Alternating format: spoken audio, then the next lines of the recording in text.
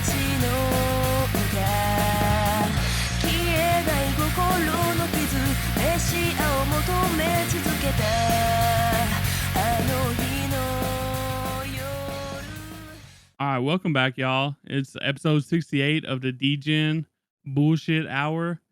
And we don't have Bass or Dan with us today again. But I got two people with me to help me out with the spring midseason check-in, and that's Creags. Y'all know him. And Nam. He's joining us for the first time. How y'all doing? How you doing, Creags? I'm doing good. Glad to be back. Hell yeah. Which we all knew you was coming back today. Nam, he kind of surprised us, so he wanted to hop in here. Figured we could bullshit with him a little bit. How you doing, Nam? Guys, I'm doing good. Glad to be here. Hell yeah, love that. And I know y'all've we got Creags over here. He watches, the etchy stuff, the high dive originals, the Step on Me Mommy type shows. So we had to get him in here with this one. And Nam, he watches quite a bit of stuff too. So I don't think he goes as hard on the Step on Me Mommy energy as Creags does, but he's Not more like yet. he's more like Bass, I think. So he's more straight down the middle, He likes his boxing. I love how that's what I'm known for now. It's the Twitter presence, bro. It really is. It really is. And you have to thank Dan for it. I think Dan's the one started it. So He did. He really did. So, but Dan, he's in Germany right now. He's probably having a good old time. He's watching Naruto in the German dubbed. So I've always heard that was pretty decent. So, but as I said, today we are doing a spring 2024 mid-season check-in / impressions, whatever you want to call them. Creags and Nam is with me today. But before we begin, the best way to support us is always rate the podcast on your podcast platforms, wherever you listen to us at. Tell your friends, about us. They want to hear us just bullshit every day. So, if you have any interesting topics that you'd want us to talk about on the DGen episode, or any like movies or anime series that you want us to check out, feel free to let us know in the Discord or any of our social medias. We're on most of them. So linktree.com/animedegens for that. As always, when we have guests on like Creags and Noms, if they have any links, make sure it'll be in the description as well, and make sure you go and give them a follow too. We know Creags, he's trying to grow his Twitch and Twitter and stuff. His Twitter, if you're not following him on Twitter, I don't know what you're doing. It's a fun time. And Nam, I'm not sure if you want to say anything right now about what you got, but now's your time if you want to. Potential stream starting back up soon, maybe later on the summer. Okay. Outside of Awesome. that, don't follow me on Twitter. I'm boring. I don't tweet on it. I'll stalk your page. But Nam will give me a link for his Twitch and stuff, and I will put that in the description as well if y'all want to go follow him and Creags. They're great Twitch streamers. I've watched both of them multiple times before. So, but speaking of great stuff, we got some news. And the first bit of news is we actually have a series coming to Crunchyroll starting on May 23rd, and it's called Dead Demons Destruction. I'm pretty sure that's how you say that.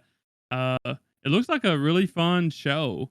They're gonna have 18 episodes released, and I'm pretty sure they had like a movie or something that came out like earlier this year. And I'm not sure if this series is gonna be just like a more drawn out version of the movie. I'm not sure how that works, but I'm definitely interested in checking it out. Did y'all happen to see the trailer or anything? Currently watching it now, actually. Um, it does look interesting though. Yeah. It's got a certain unique art style, I'll say, but it definitely also leaves a lot of intrigue. What about you, Creags? Did you think this is gonna be alright? Yeah, I mean, the name caught my attention. I don't know anything about it, but from the comment section, people were pretty hyped up. Yeah. So yeah, I'll definitely give this a watch. I mean, it's nice having like a batch too. They're dropping it all at once, so you can just binge it. Oh, they're actually dropping it all at once? Oh, I thought it was. Is it I'm is not it sure. weekly? Okay, we'll have to look Well, into I mean, that. it's Crunchyroll, so, like, it's probably weekly, right? So, Look at um, me. All right, spreading misinformation here. it's okay. It That's the average, Annie, Twitter user probably, so, Oh God. but Just get that's all ready I for all got the for fake that one. news. I'm pretty excited for it, honestly. It seems like it's gonna be a funny anime, so, Yeah, one way or another, we'll know tomorrow though how the release format's gonna go. At least. yeah. All right, cool. All right. Eden Zero manga, created by Hiro Mashima, the creator of Fairy Tail, Rave Master, all that good stuff, will be ending in 5 chapters. This actually began back in June 2018, the same week as Fairy Tail 100 Years Quest. And yeah, the journey's going to be ending soon. I think it's at 288 chapters. And I blinked and it's almost done now because I read this week one when it came out. So six Well, years. I don't I mean, I've heard of Eden Zero before, but is that the same people as like Fairy Tale? Is that where Yep. I'm getting it from? Okay. So it's the same creator. Okay. So he's Yeah. been doing this and Fairy Tale 100 Year Quest simultaneously, but he hasn't been drawing 100 Years Quest. He has someone else doing it. Okay. Well, that's gonna be a sad time for some people. Is Eden Zero, is the anime still getting like adapted like regularly? So it unfortunately had the Netflix curse. Oh yeah. So while Okay. it was airing weekly in Japan, everybody in America was just sitting here twiddling their thumbs. I was illegally streaming it. And then to get the Allegedly. number and then to get the numbers up, because Netflix always does this, they wait to release it, people forget about it, and they're like, well, no one wanted to watch it. So I had to watch the dub on Netflix to get the viewership. So I watched it twice. Just had an AFK in the background. Yeah, pretty much. Um, yeah. I mean, we'll see. I guess. So I guess only one season came out, and then they just quit doing adaptation on it so far. Let's see. I think they had 2 seasons. Okay. Well, I It's mean, been it is a season of like restarts or like continuations. So anything could happen. yeah, It's never too late. there's been 50 episodes, so yeah, they had 2 seasons, but it last aired October 1st, 2023. So Okay. Well, speaking of like new adaptations, uh I'm pretty sure this is a shojo, and it's called Hana Kimi, and it's confirmed to be in the works right now, and will air on Crunchyroll apparently. And I'm kind of excited about this one. It looks like a fun time. A lot of people was happy that it got announced, so um, I'm guessing the manga was a pretty good hit. So I'm always down for new shojo to come around town. So yeah, we'll definitely take that. yeah.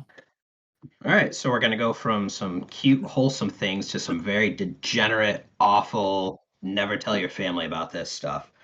Um, Frieren, everybody. It's Jesus, I can't stop laughing. Easily, probably He's the best sorry. anime of He's 2023. Just announced they're getting an adult adaptation. I'm pretty sure this is a JAV. So yeah, proceed lightly looking that up. That's all I gotta say. He is extremely sorry, Bass. He apologized Oh yeah. before he started. To quote Bass, we are straying further from God's light every day. Luffy, please help us. No, I would say that normally I would say like I'm interested in stuff that we talk about, but I'm not sure I'm interested in this one. Uh Yeah, this one no, seems like a solid pass. yeah. I mean, I'm sure a lot of people, especially probably in Japan, will enjoy this adaptation, and I mean, more power to them. Frieren needs the hype that it deserves this hype, and hopefully this helps us get a new season faster, right? Yeah. This will be Honestly, go ahead. this will be funded by everyone on Twitter, and if people are on Twitter following this, that was into armpits and feet. That's all I gotta say. Is it Frieren. confirmed that Ubel is going to be making an appearance? Yep, she's gonna show those armpits, man. Have you watched Uh, Frieren? I have, yes. Okay. So He's you like kind of know what we're talking he's about. like not I do. anymore. Yeah, I don't want to, but I do know. Nom's gonna be the first one to watch this, so just No, so he's y'all not. know. Look, I'm still waiting for Chainsaw Man and the 20-minute sloppy toppy Oh, from episode that we're supposed to be getting. who was it? Kabini or Yeah, whatever her name Kopeni. is. Yeah. I can't believe it when I read that. You saying about this adult adaptation just made me think about that. I want you to know that. Yeah, it's been a long time ago. It's been like over a year, bro, since that shit was coming out or popular Oh or man. whatever. Oh Um, god, that was great. Speaking of older stuff, Toonami is actually coming back. They announced, and Adult Swim confirmed that they'll have a new block called Toonami Rewind starting May 31st, and it's going to be a 2-hour block every Friday evening, and it's going to have Sailor Moon, Naruto, and Dragon Ball Z Kai, and I think this would be really cool. I think it is cool, because a lot of people grew up on Toonami, but I think it would be like even more cooler if they had a bigger rotation and more days. You know what I mean? Instead of just Friday and these 3 shows, but as far as I'm aware, it's only going to be these 3 shows showing every Friday. So, Yep. And it starts at 5 p.m. Is it Eastern? I want to make uh sure. I want to get the time zone right. I wasn't sure about the time zone. I just seen 5 p.m. Okay. So it's 5 p.m. It's 5 o'clock somewhere. So just when it's 5 o'clock, I guess just look and see if Naruto's on. So Okay. But yeah, I think they're dipping their toe in to see how much viewership they get, and they might add more to the block. yeah, I really do think that they need more days other than just a 2-hour block with different like anime or whatever. Kind of like what Crunchyroll does on their like free apps or whatever. They just have like a constant like I guess rotation of different shows. It's really really fun if you're just chilling or whatever. If you're um, but Yeah. I know a lot of people's gonna be happy about this. So No, I think they actually chose a good solid 3 to lead off with, especially with DBZ Kai. Being more story oriented, they can get through that a lot faster, and if the traction picks up, I guarantee that they're probably going to triple the size of their shows and maybe even add another day during the week. yeah, But ultimately it's going to be on, all of us to tune in and be like, "Hey, bring it back. Please just bring it back. We don't want it to go away again." well, too bad that I do not have Toonami or Adult Swim. So I guess they won't get my viewership, but it's Same. perfect for kids or whatever. So, um, so All right. The Berserk fan animation by Studio Clips dropped a new trailer. If you have not watched this, do yourself a favor and watch it. It looked incredible. yeah, It it like really did. I'm shocked this is like fan funded. Yeah. They come a long way from their first promo video or whatever Uh-huh. until this one. Like this, they know how to make a trailer, and they, you can tell that they put a lot of time and effort into making it what it is. Now we all know that trailers aren't, what we're gonna get or whatever for sure. I mean, it could be just a fluff, and we Yeah. could get something entirely different or that's not as good as the trailer made it out to believe. But this is a fan studio, um, and I think they said, next year sometime. Yeah, Uh, 2025. so I mean, they still got a lot of time to go on it, and like, so hopefully that's enough time for them to get it right, make it look good. So, because I'm definitely interested. I'm currently doing like a watch through, read through a Berserk right now, anyways. So I'm definitely interested in it. Um, the next thing we got is a collab with Crocs and Naruto, and it's going to be coming out dropping on June the 6th. And I'm really interested in this because I'm a pretty big Croc enjoyer. And what better way to trade in my old camo Crocs for the newest Naruto Crocs, and go out in style. I love that they're doing this. I think Creags said it was $70, which Yep. is, I'll pay that. You know what I mean? And so will all his shadow clones. I would definitely pay that. I just hope that since this is like a limited edition thing and this is like a collab or whatever, I hope that they have the size big enough for me. I usually wear like 12 or 13, so it's a little bit harder to get them sometimes. Okay. And then another collab, Uniqlo, the clothing company, is doing a collaboration with Haikyuu. It's releasing tomorrow. It's basically just a couple t-shirts. So if you guys want to check that out, if you're a big Haikyuu fan and need some official merch, do that. Yeah, I'm definitely interested in that because I've been waiting on Haikyuu for a while, and I'm pretty sure Haikyuu's coming to theaters in the US around the end of this month, right? Like around May 30th or something like that. Yep. And Garbage dump battle. Is that yeah, what it is? Yep. yeah. Yeah, that's what it is.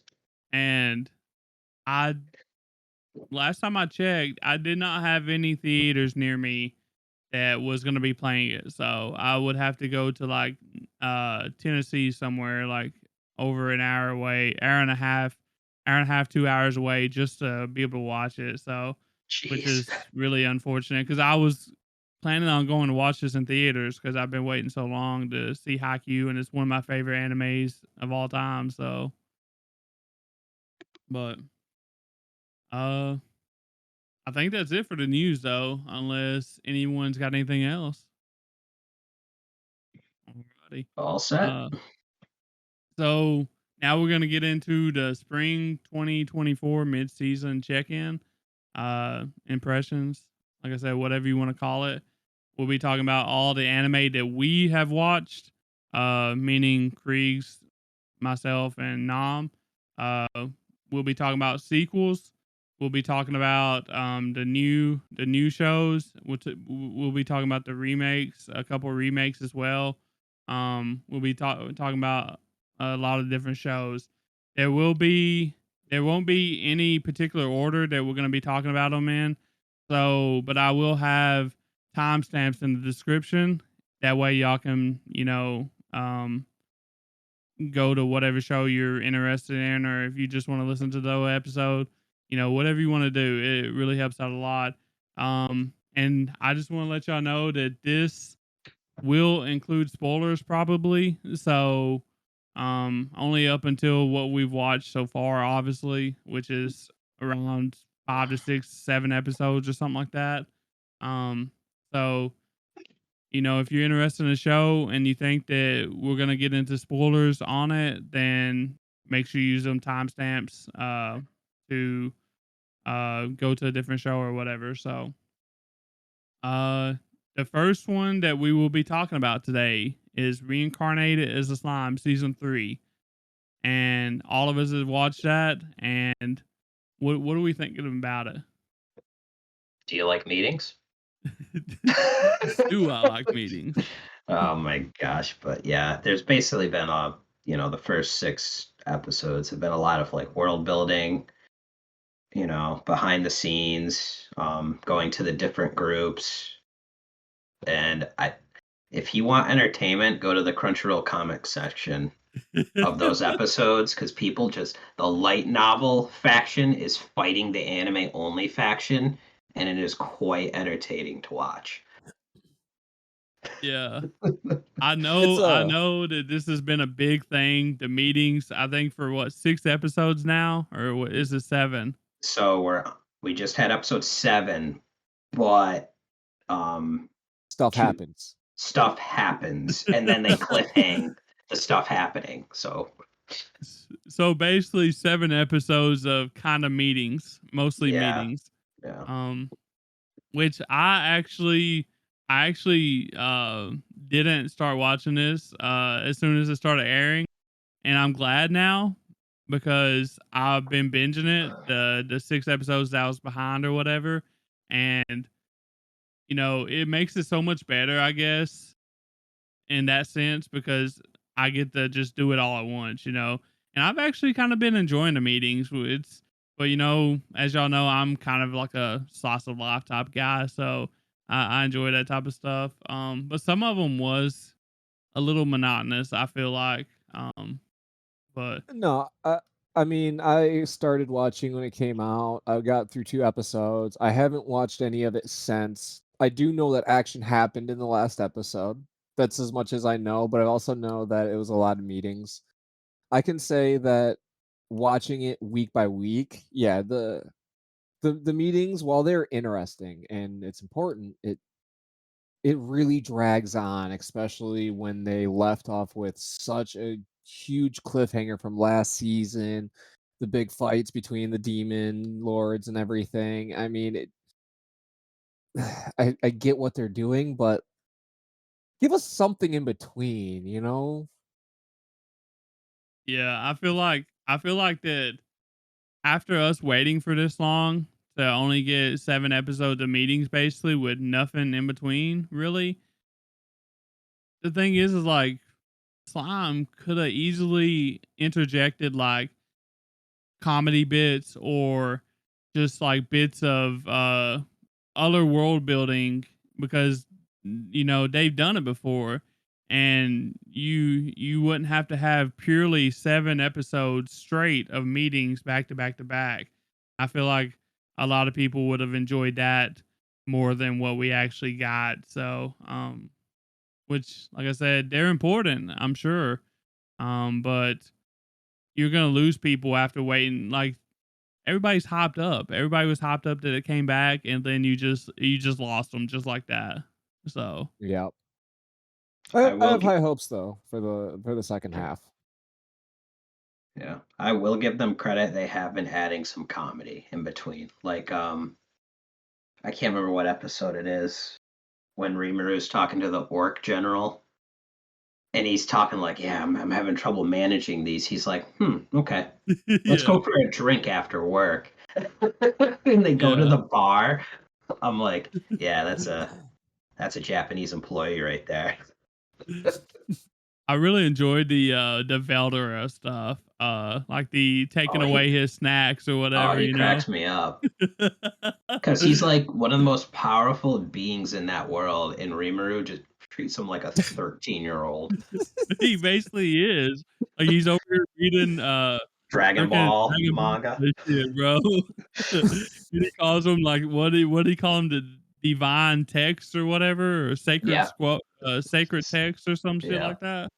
Um, The best but part is, like, they show that, and then they cut to another meeting. They're like, Hinata, do not piss off Eldora. He will lay waste to this world after we just saw him getting his pudding taken away. And he gets all pouty in the corner.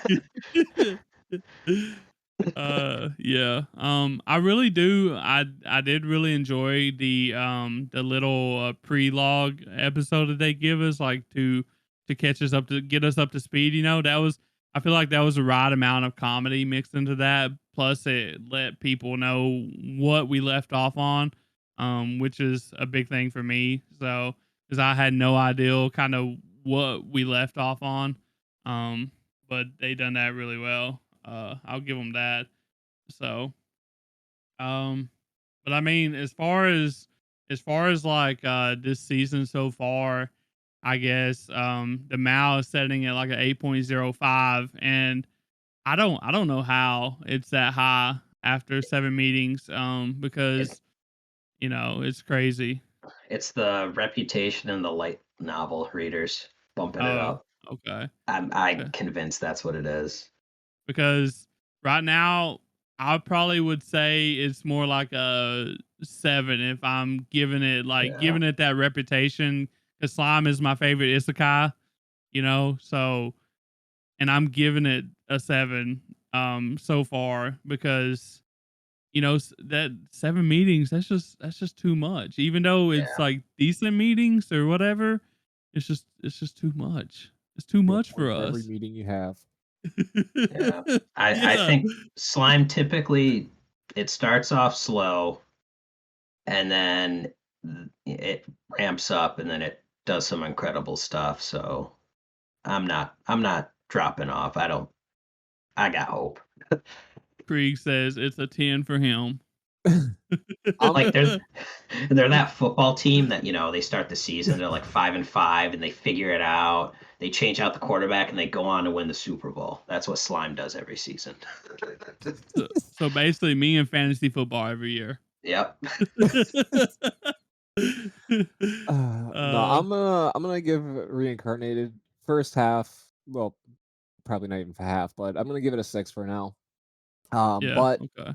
it's not a show that I'm gonna drop. It's not No. a show that I'm gonna drop. It has a lot of potential, and it can pick up just as quickly as it dropped off with all 7 of these meetings, or well, all 70,000 of those meetings in those 7 episodes. So yeah, the, no, it's got a high hopes though. Still, I feel. the thing is this has 24 episodes. So, Oh yeah. like, No, so we got the meetings out of the way. the first So, quarter, yeah. yeah. So, imagine what we're going to get for sticking around all these other episodes. Like, imagine we're going to be eating. Let them cook, as they said. So, but I guess the next show that we'll be talking about is Windbreaker. And to give y'all a little summary, since this is a newer show, Sakura, an outcast due to its appearance and social skills, excels as a fighter. At Furin High School, where strength is valued over academics, Sakura aims for the top spot. After a street brawl, he meets future schoolmates who fight alongside him, revealing the school's mission to protect Makochi. Despite struggling to accept kindness, Sakura learns to fight for others' sakes when Bofurin faces tough enemies, experiencing acceptance for the first time. And like, I'm kind of liking this anime. Like, I was kind of skeptical at first, um, because I wasn't sure how good it would be. We had like a lot of like when he was fighting early on in the first couple episodes, like, it wouldn't really show the fights. It would just show like him starting the fight, then the aftermath of the fight. And then I was like, I was thinking that sucks, because if this is what they're gonna do for the fights, like, this is gonna be so boring. I'm not gonna watch it. But then they actually showed a fight, and it was just straight up boxing, and like the choreography was amazing, and that's what we keep on getting now. So it kind of scared me at first, but I'm glad I stuck with it after the first couple episodes because, like I said, the boxing is top tier. Uh, but I still have an issue with, like, I don't know how long I'll stay interested in this because I'm not sure what the plot is yet, other than I want to be the strongest fighter. So Hmm. I agree with that one. I've also been watching it myself, and same concept, kind of. At first, I thought the show was going to take a different turn. They really revealed that this school was a bunch of ruffians, and he seemed like, he was going to be kind of like the typical protagonist in a sense where, he goes in there, he wants to be stronger, he has some big challenge, and he overcomes that challenge. And they really flipped the script. But I think I'm gonna stay with this one a little bit more because the dynamic between the main character and how he's changing and evolving in these few moments, it's a really cool concept, and I like it, and I think that the show's got a lot of potential where it's gonna have quite a few good turns, and it's really gonna start to show out soon when the more serious things happen than what's happened so far. yeah, and I enjoyed the fact that they're like they give us these antagonists like from the rival gang or whatever, and they make us hate them, for what they are or whatever, for what they believe in. And then we have like a battle royale type thing going on, like a 1v1 tournament arc kind of deal. And Yep. like they m- so like for some of them, like we absolutely hated, um but we didn't really have no context, we just hated them, they made us hate them. And then during this tournament, they actually flipped the script and made us understand what their views was, and they gave us like really good backstories and like really good depth to the characters, and it made you like feel for them, even though they was the bad guys, even though you wanted them to be beat or whatever, you still felt bad that for them getting beat if they got beat or whatever. So I really Yeah, no, enjoyed the how they did that. the character development I feel is gonna really carry the show. Yeah. Not just the action. It's strong, but I think the character development is really what's gonna show. Yeah, and I really enjoy Sakura, the main character. Um, Not a lot of the times you get like these type of shows, like these delinquent shows, and you have like the tsundere or whatever, as like Sakura is, and Mhm. it's like a funny tsundere type thing. So I'm really enjoying that. I'm really enjoying that he's like on this little journey to be accepted as well, just like the thing said. That's all he wants, I guess, but he don't really want it because he's a tsundere or whatever. Yeah. So, Well, yeah, uh, he doesn't really know what he wants, but he just does want to be accepted. He wants to be yeah. recognized. And a lot of people will say this is like Tokyo Revengers or whatever, but I really don't think so. As far as like the plot goes, Tokyo Revengers, like it's got time travel and stuff in it. Sure, like you got the delinquents and you got the boxing or whatever, straight up fighting with no powers or whatever. Like I that's think that's the end of it, though. yeah, like this show, like you got the fighting, just straight up fighting and the delinquents, but you don't have the time travel, you don't have the romance going on. Like it's just straight up fighting. But I will say that if you like Tokyo Revengers, you probably will enjoy this one. Because like I said, the choreography I think is better than Tokyo Revengers, honestly. So Uh good. yeah. So good. So right now, I think it would be like a strong 7 for me. It could like get up into the 8s, honestly, but that's probably as far as it would go because, like I said, I don't really know where the plot's going other than like discovery, self discovery, self acceptance. Just it thrives off of the characters, I guess, kind of thing. So Yeah. And I'm gonna give it an 8 myself, just purely based off of not only the strong action, but the great character development that they've showed so far between a lot of the characters. I mean, even as you said earlier, the enemies themselves, they really you start to feel for them. Yeah. And not a lot of shows really take that much initiative. So I would say give it 2 episodes. If you can't get past the 2 episodes, it's probably not for you, but it's definitely worth a watch, in my opinion. Yeah. And have you seen anything about this show, Creags? I Windbreaker?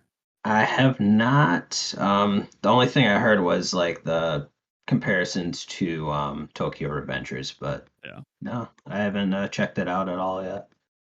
I'm really surprised that like you haven't heard more about it because this is like the one of the underdogs of the season type deal. So Mao's got it at 7.9 right now, which is pretty high for that type of show. So Yeah. um but I guess we'll move on to Demon Slayer, Hashira Training Arc now. Creegs, you want to start us off on that? Sure. So basically, I think everybody knows what Demon Slayer is. I don't think I have to give a summary of what it No. is. Everybody and their grandmother watches this.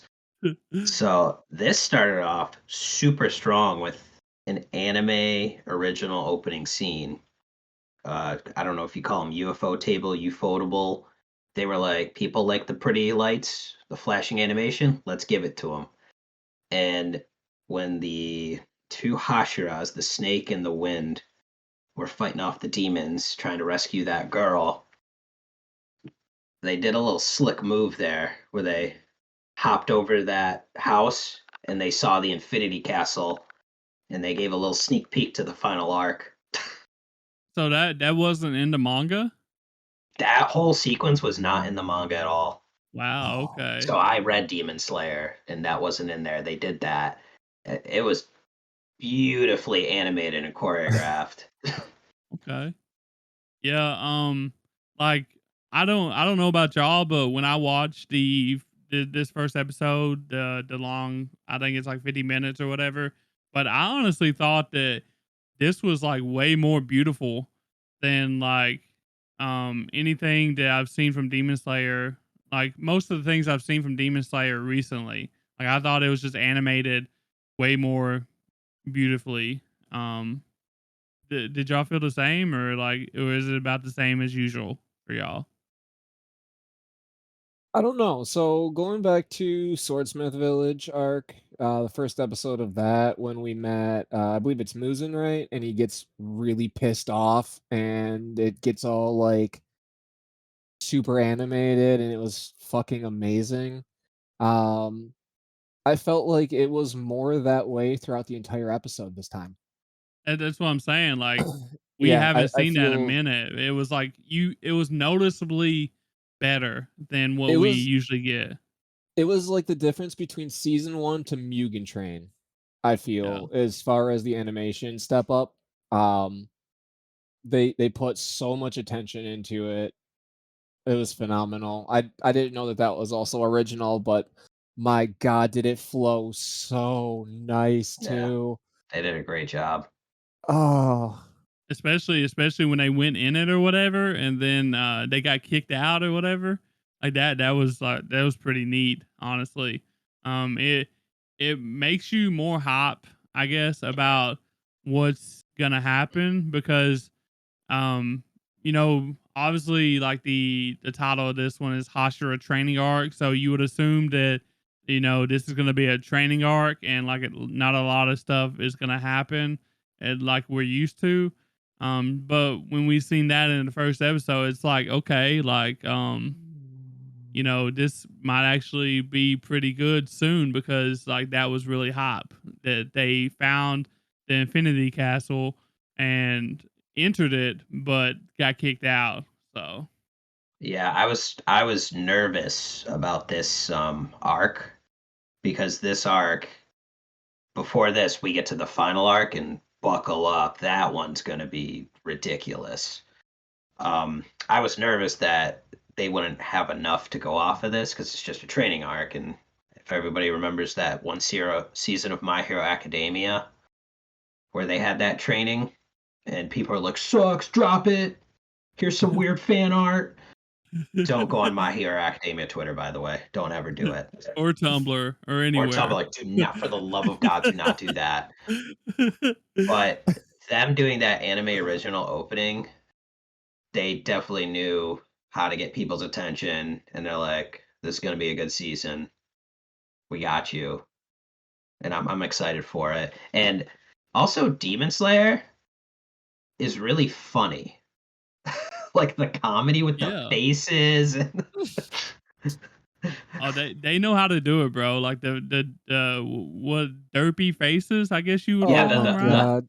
With the round solid black eyes. Oh my lord, it's hilarious. Not gonna lie too. I know this is cutting forward a little bit, but in episode 2, when he's talking to Giyu, and he goes, but he goes, he says that one thing to him, and then he goes, "Do you want to have a speed eating udon contest?" Like, what? Let the man speak first. He turned around. Oh god. Just that little stuff that they do. I was also surprised though too. I'm sure you already knew Krieg, but at the end of episode 1, because all the Hashira, seeing all them together too, and them talking and stuff like that, coming up with the actual game plan, I found that really cool. But to see Tengen at the end, I was actually really surprised about that because so far every Hashira that they've revealed in all these arcs, I've really enjoyed them a lot, and just to actually see some of them carry forward is pretty cool. Yeah, definitely. One thing that I really wish that we would have got more of, honestly, the last season left off with obviously Nezuko, being able to be in the sunlight or whatever, right? And we didn't really get a lot of that, a lot of information about it, in like the episode 1 or whatever. So I was kind of like, I know a lot of people was curious about it, and it seemed like they just kind of ignored it. But we did get to see Nezuko, and I really enjoyed the Nezuko and Inosuke scene, bro. Oh. Inosuke, welcome, Okade, Inosuke, Okade. Zenitsu flipped out when he saw Nezuko during the middle of the day. Said, "I'm gonna kill you, Inosuke." Yeah, that was. I think that was the funniest moment of the whole entire first episode was when we found out that Inosuke was training her to say Inosuke. Inosuke, Inosuke, Inosuke.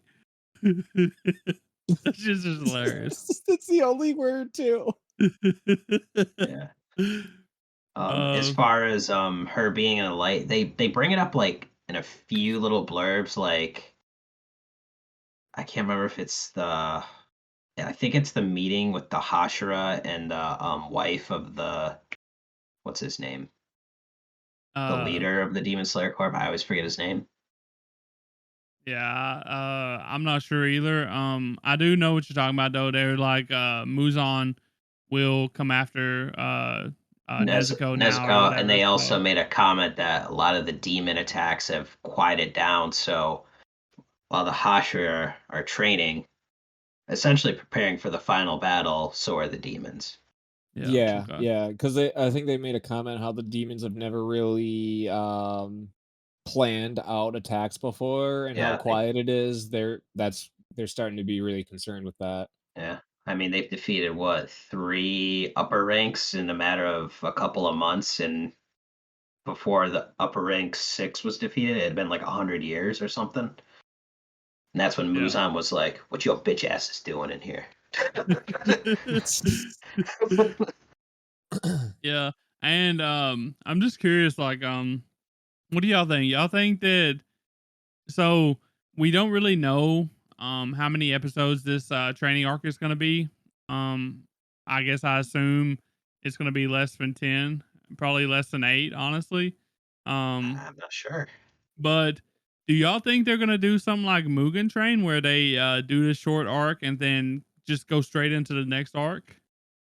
Do you think that's a possibility, or do you think we're gonna get a gap after this in preparation? I think they're gonna go into the final arc. You think so? So like summer will be entering the final arc. You think they just ain't said nothing about it yet? Um, Because I think that's how they did Mugen Train and what was it, Swordsmith? No, not Entertainment arc, right? That's how they did that, oh, right? yeah, that one threw me off because I thought you had to watch Mugen Train Yeah. and then they would go into the red light district. And they were like, "Oh But no, the Mugen Train was just the movie. We're gonna make an episode." So I'm like, "Why did I go see it?" but it was it was like, oh, but don't worry, the first episode is gonna have unseen footage or whatever. So I never watched the episodes. I was I like, "I'm didn't gonna either. wait until we get to the red light district because that's hilarious." But for now, y'all can air that. Yeah. So now they got to where they're doing like the hour long or the hour and 10 minutes or whatever long movies with the last two or like the last episode and the first Yeah. episode of this one, you know. So they figured it out. They figured out how to make their money. So, Oh yeah, Demon Slayer makes a lot of money. but I mean, I feel like it's really way too early to give this a rating since there's like only 2 episodes out, I think. So, but right now it's like 8.3 on Mal, which I mean is normal. So I I get figured, it. yeah, I figured this will probably be, since this is just a training arc, it'll probably be like one of my lower rated Demon Slayer arcs, honestly. But I'm really excited for the final arc, obviously. So I don't know. With the bombshell drop of Gyu knowing that who was that kid from the first season that Oh, Tanjiro sees? The I tie don't. into that I thought was really, really cool. And honestly, just the fact of how he's getting Gyu to turn around, I think that the second episode really brought up the season a lot higher for me overall. I would probably agree with the Mal rating. oh yeah, it'll probably be around that for me too. I would say so. Um, I'm excited that Tanjiro's actually got a sword now, a good sword. So And he's got Rengoku's hilt on it too. yeah. So I mean, is that all y'all want to talk about Demon Slayer? Y'all got anything else? I think that's it. I think Demon Slayer just speaks for itself, honestly. Yeah, Like, it's got a reputation. Well, I mean, we all know what we're getting, so it's only going to get better. So Um, I guess I will talk about Astro Note now. I'm the only one that's watched this. I'm pretty sure. Uh, this is about Takumi, a talented chef who loses his job and reluctantly takes a position at the Astro boarding house where he must live full time. He changes his mind after meeting the charming caretaker Mira, and they form a strong bond while working together. However, Takumi soon learns Mira's secret. She is not from this world. So this kind of gives me Uresei Yatsura vibes, honestly. You know, you got the alien princess coming down to Earth. You got a romance going on. This is pretty funny. Um, and I'm really enjoying it because one of the reasons is you got all these characters that live in this Astro Lodge or whatever, and each character is like very unique and wacky. I guess is the correct word to say. Um, and they interact with each other, and like it's just so good. You got like an idol. There's like a wannabe idol or something like that. You got like a 30-40 year old uh guy, maybe 50-year-old guy that's unemployed and he refuses to get a job. You got his son who who likes to cross dress and stuff. You got Takumi. who is the chef who is in love with Mira.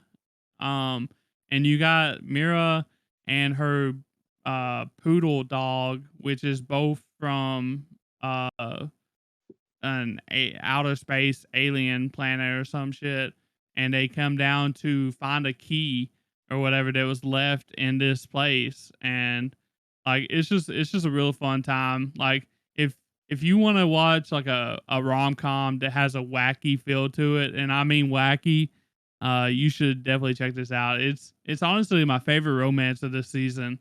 Uh, I would probably give it around like a high 7. It might end up being an 8 by the time this is over, depending on how it goes. But definitely worth a shot. And the Mal is setting at 6.47, but I'm convinced that people just don't know what they're watching. So, um, Yeah. but I feel like Creags would really enjoy this one. I don't know if you've seen the trailer or not, but I haven't even heard of this one. But yeah, it sounds up right up my alley. But yeah, anytime there's like I've noticed with like a lot of the romance ones that drop, they kind of get lower ratings like this. Like it yeah. really has to stand out for it to be a high rated one. Yeah, especially since this is like a rom com type thing, you know. Yeah. Like I wouldn't really say a romance. Like it's more like a comedy with romantic aspirations or whatever, right? Oh, kind of Um like a Comey can't communicate. not really. So like there's clearly romance there. You clearly see like the romance, the crush and stuff there from both sides, actually like a different multiple people or whatever. But it's just like, will it ever work out? Because there's so many like misunderstandings and miscommunication that are made into jokes. Like Mira is a widow.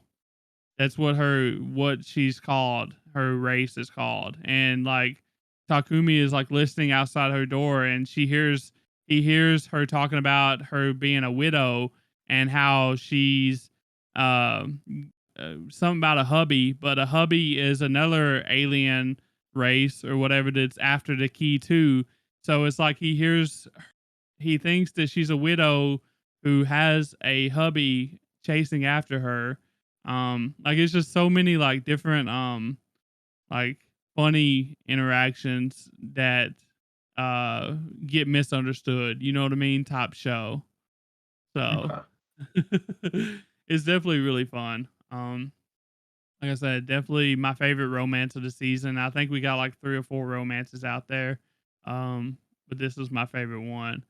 Uh So I guess after that, the next show we got is My Hero season 7.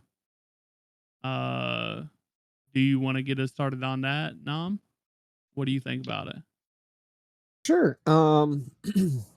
So there was I was a little confused at first when I booted up Crunchyroll and saw season 7, and it turns out that at first there's 4 episodes that are not actually season 7. They're more recap episodes from different people's perspectives to kind of catch you up to speed from everyone's point of view, which was honestly, no, it was nice because there was a lot of stuff that has happened. I mean, we're on season 7. Um, Yeah, that being said, I really though, didn't understand them doing that though, since My Hero literally got released last year, you know, or whatever. It was a quick turnaround time. So, um, it was, but it did encompass a lot more than just like the last season too, though. okay. So yeah, it was nice, but they started the season off with a bang. Um, Star and her quirk, New Order. Those have you either of you read the manga at all? Yep, I'm a So manga reader. yeah, I heard that in the manga it was a lot shorter. I'm glad that she actually got at least like 2 episodes, but it was really cool to see her quirk and how it worked out. Yeah. Being able to really wreak havoc. You know, like I really enjoyed what I've seen so far of like My Hero season 7, but I kinda wanna question like the mangaka on their decision to introduce America Mommy and hype her up so big and make her have a crazy power like that and her end up dying, like sacrificing herself in the first two episodes of this new season. Like it still hit. It still hit. Like I still teared up, honestly, even though I didn't really know a whole lot about her. I just wish that we could have gotten to see more of her and learn more about her character because she seems so cool, especially like her like bromance or whatever with the air fighters, the pilots Bros. or whatever. Yeah, the bros. Um it seems like that was a missed opportunity in my opinion, and I'm not sure like, they wanted to I guess they introduced her in order to give Deku and the Japanese heroes more time or whatever. They said they got a week extension or whatever. But that's a you could find something else, right? Like allow America Mommy to help in the battle. Like that it's honestly a waste in my opinion, right? So when I read this, it frustrated the hell out of me because she lost because the plot told her to lose.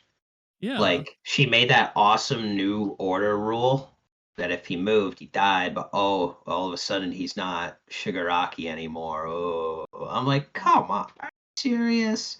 Too easy, right? That made me mad. Made me mad. It was like I saw this on Twitter. Wasted character. Yeah. I'm Honestly, yeah. And like she was like I said, she has so much potential. Like a lot of people really enjoyed her, and we just got to see her riding on top of a plane in the last season. We didn't really know anything about her, and like we she everybody loved her, and it's just wasted character, wasted potential. Like I question that decision. Um, Obviously I'm not the mangaka and like I'll, obviously I'm I'll still gonna watch this and I still really enjoyed what I've seen so far. I just don't understand why she had to die. Um, I'll put it we this know way. that, Shigaraki, we don't want him to be defeated, but he could have easily ran off or something, right? So you could have found a different way to do it. So I'll put it this way. Star needs a spin-off series. she Yeah, definitely we'll watch does. that. Like every other hero, cool. Star needs it. And they've already delved into San Francisco too with what is it? My Hero, Two Vigilante. Heroes? Yeah, two heroes. Yeah. Cuz when they flash back to showing her as a kid, that's the scene literally from the beginning of the movie. Yeah. All Might jumps in, punches that monster, saves her. The little girl that they zoom in on, that's Star. Yeah.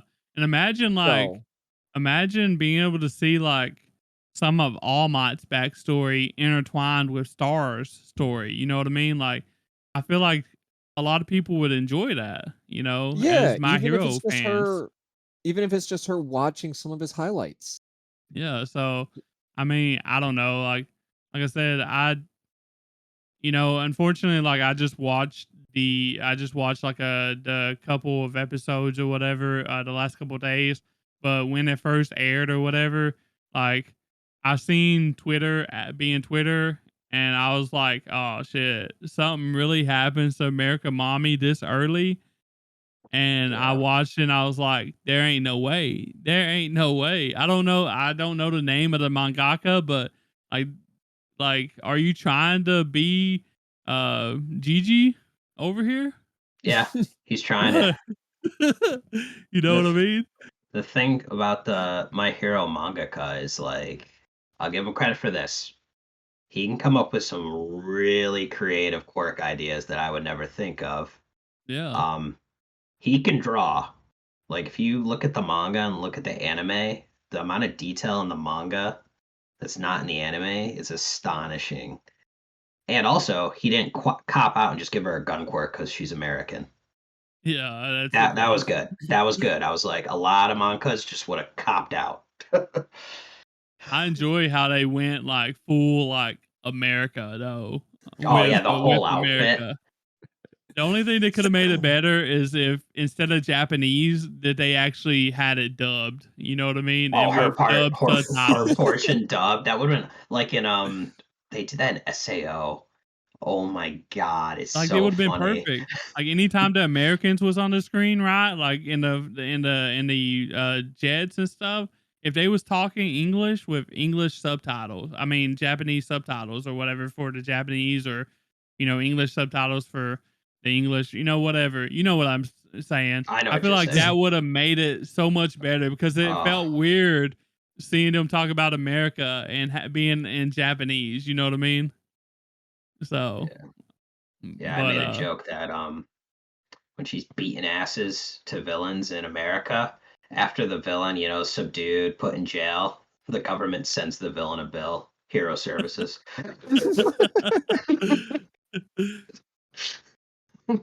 But yeah, I forget how many episodes of this is out. I think what 3 or 4, 3 3. currently.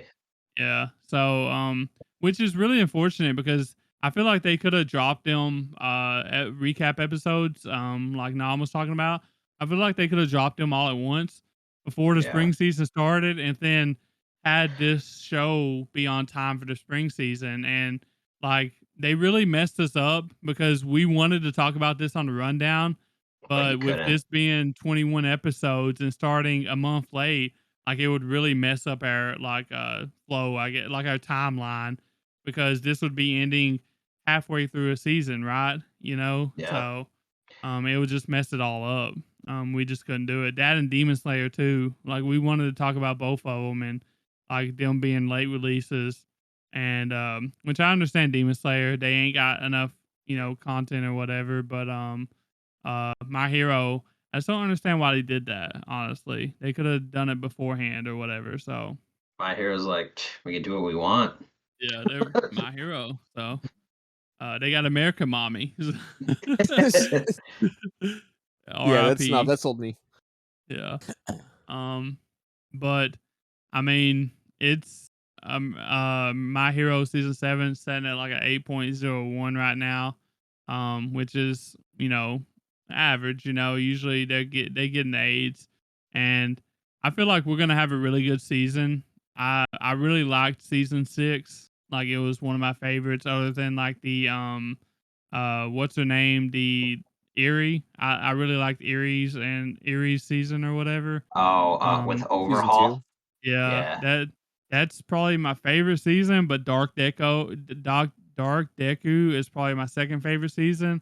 So I'm curious what this season's gonna be. It seems like it's gonna be very good. So Yeah. Is this the final season? No, I don't think so. Okay. yeah, I I, haven't I read the don't think manga, so. so We got yeah, so much more in the manga. it's Like, still going, right? yeah, it's still going. Yeah. So Okay. but I mean that's all I got for My Hero.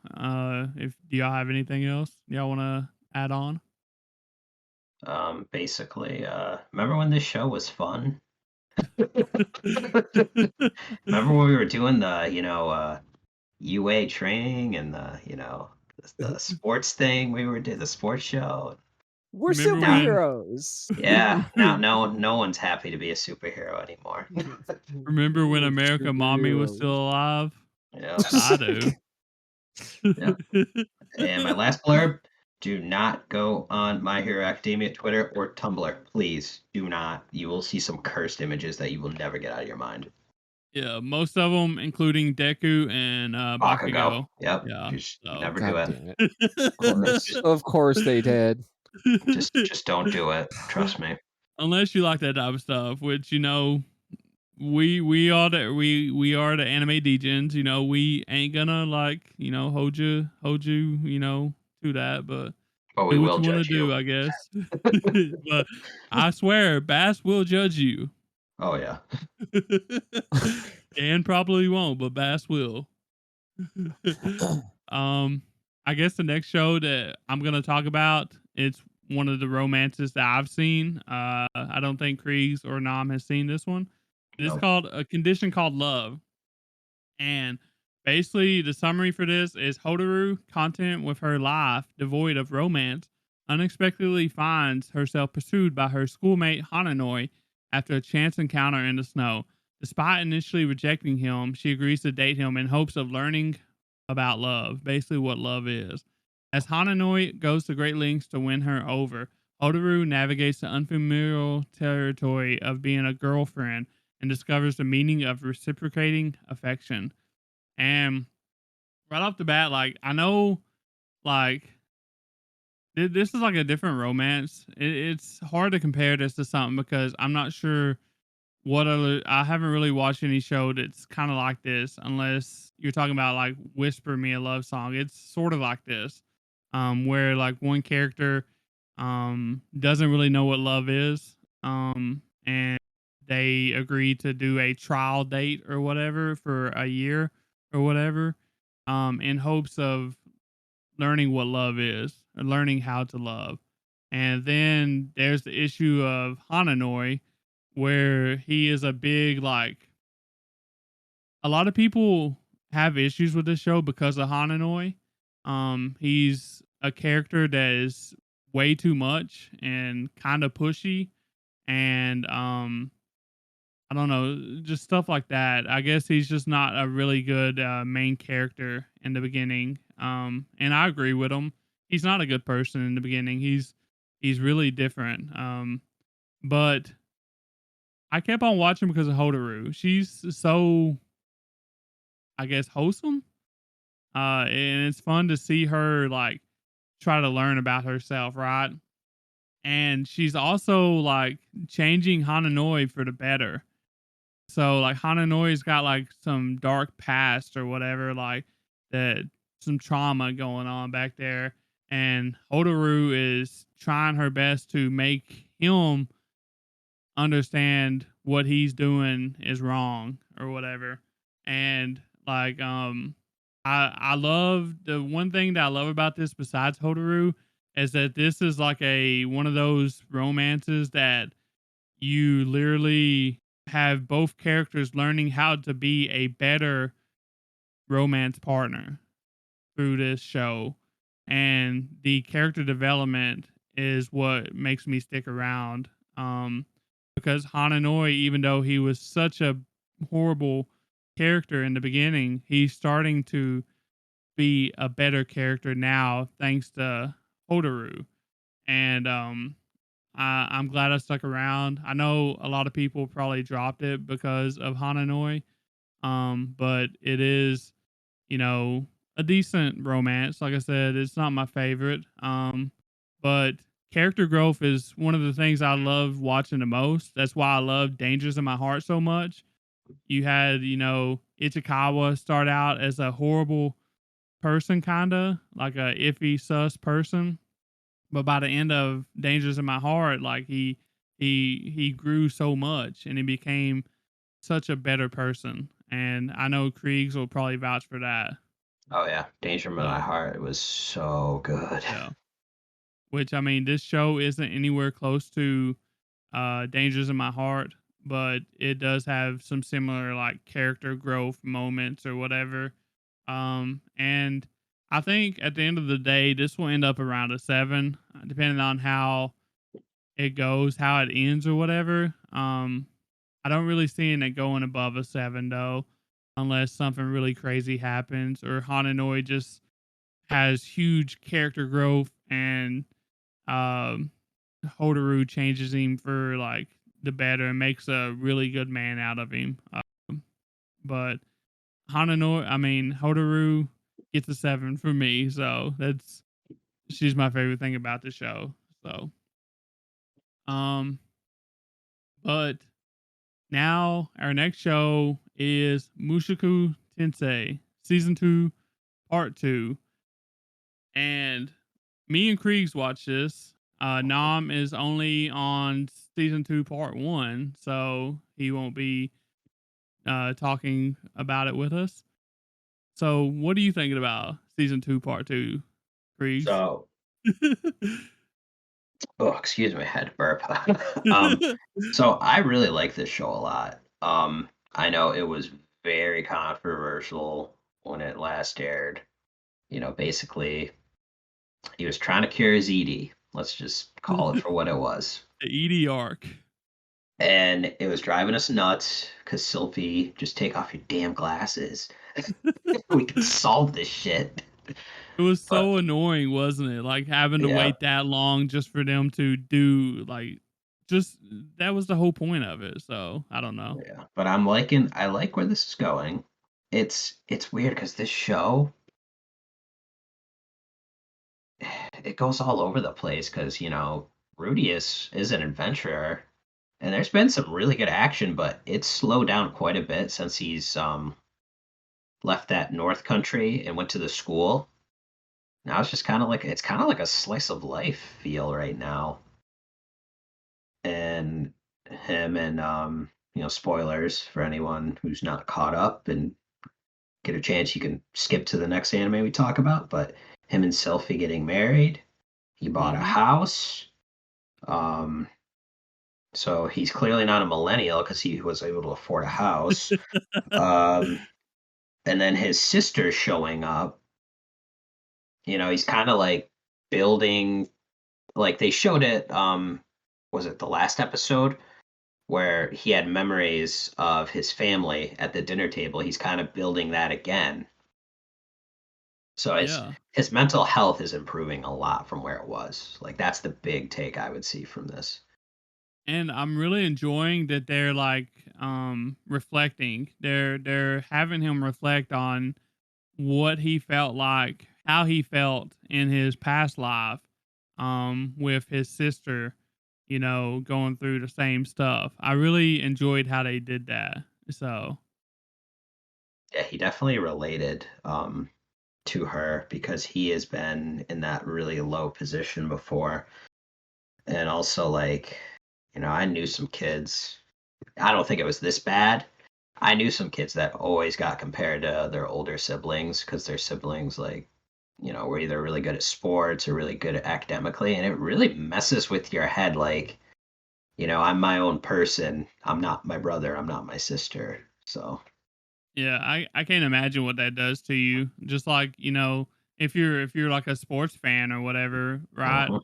Like LeBron James and, his son Bronny or whatever. Can you imagine The pressure. what he's having to deal with? Being in the eye of being in the eye of the public or whatever. And being the son of like one of the greats. Um so I can imagine because Rudy is kind of like that in this world, right? Like he's one of the greats, Yeah. and he's that young. So, um, but my main thing is I'm so glad that we're past the ED shit. Like Creags said, like we're done with that. We're past it. I'm really happy that we finally get to see the best girl. I think Sylphie is the best girl in my opinion. I don't know how Creags feels about that, but uh I don't know. I might be an Eris fan. I'm not sure. Actually, you know what? I take it back. I'm a fan of Zenith, his mom. There we go. yeah, and I really enjoyed that um Rudy is starting a family, and I like the vibes of this season so far. And because Rudy's actually starting to act like a decent human being, Yeah. and he's like, the past he's always been pervy. He's always, been doing shit that he's not supposed to be doing. That's acting rough, but he's actually like turned down like panties, like he's turned down like sexual offers, like he's turned down a lot of things. Like even when he was talking to like the man god or whatever, and he was like, "You must when the cats or whatever come into mating season, you have to interact with them or you have to, mate with them or whatever." And he's like, "No, I'm not gonna do that or whatever. I'm not gonna be unfaithful." So like I'm enjoying seeing Rudy actually growing as a character. Like I guess I guess ED really humbles a person is what I'm getting out of it. I think So so. because Rudy is a different person and I'm really enjoying it. I just hope that we keep on getting this Rudy instead of going back to the old Rudy, especially since Sylphie is involved and she's obviously, got a kid or whatever coming. Um, and I think it's going to be a fun time because we're actually getting like he went against the man god and decided to go on this adventure, right? And I think that's what a lot of people loved about Mushoku Tensei is the adventure aspect, and the Rudy doing what he does on the adventure. And so we're fixing to get that. I feel like we're fixing to get like a really good adventure arc. And I just like I said, I hope he don't revert to his old ways while he's away from Sylphie because Sylphie has changed him so into a good person or a decent person. So Yeah, and I also loved how they dropped the episode on Mother's Day. I don't know if they did that on purpose or Sylphie announced she was pregnant. oh really? I Yeah, see. it happened on I Mother. know that. It happened on Mother's Day. I was like, that was Well, perfect. Happy Mother's Day. I bet you they did. I bet you they did plan that out. It So was a lot better than the year before Mother's Day. I don't know if everyone remembers this when Demon Slayer dropped that episode on Mother's Day, where it was the when Hashira's passed and he had to kill his mom because she became a demon. what the fuck? Yeah. I didn't realize that. So Oh, I remember that. It was yeah, like, bro, on Mother's Day? but yeah, this is setting it at 8.36 on Mal right now. And I think I give part one like a 6, I believe. Oh, really? And like I almost considered dropping it. That's how bad like the ED arc was. And I really think that I'm on like I'm probably gonna give it like it's gonna be around that probably. It's probably gonna be around an 8, depending on how the adventure arc goes. So Yeah, I'm probably around an 8. I really enjoy watching this show. It's yeah. definitely about the characters, the development, and the world building, and then they sprinkle in adventure and action. But this next arc, I think is going to be very action based. And from what the light novel readers are saying, we're in for a really good animation and shows. Plus, we will have to see what repercussions that Rudy gets for like going against what the man god said to Yeah, do or yeah. whatever. Well, So he's probably gonna miss the birth of his kid. yeah, I don't know. Like I feel like with the fact that his sisters got there so fast with Rugerd or whatever, I feel like as a top of the line mage or whatever like Rudy is, that he can navigate the world much faster than a normal person. I So, was I was thinking about this, because you remember that episode where I'm so bad with names in this show. Where the girl who also got isekai there was trying oh to yeah.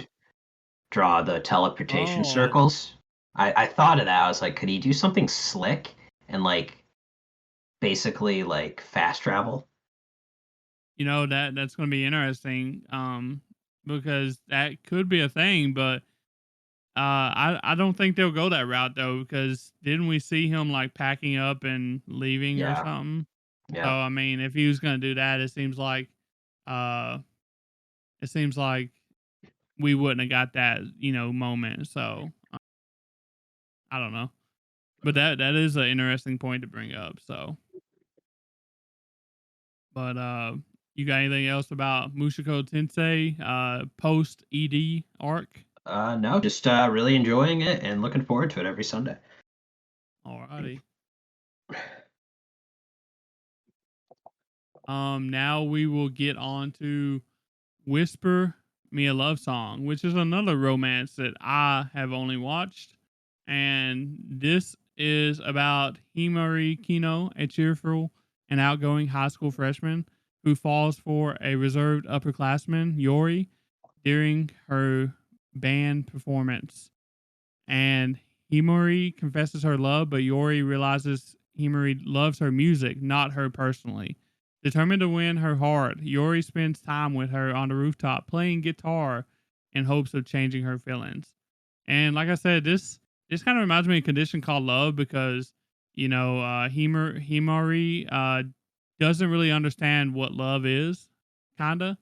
Um, so she spends time with Yori to try to figure it out, basically. But this is my second favorite romance of the season, I would say. And it is a Yuri, by the way. It's not just Yuri bait, it is a Yuri. Um, you know how they do. Yeah.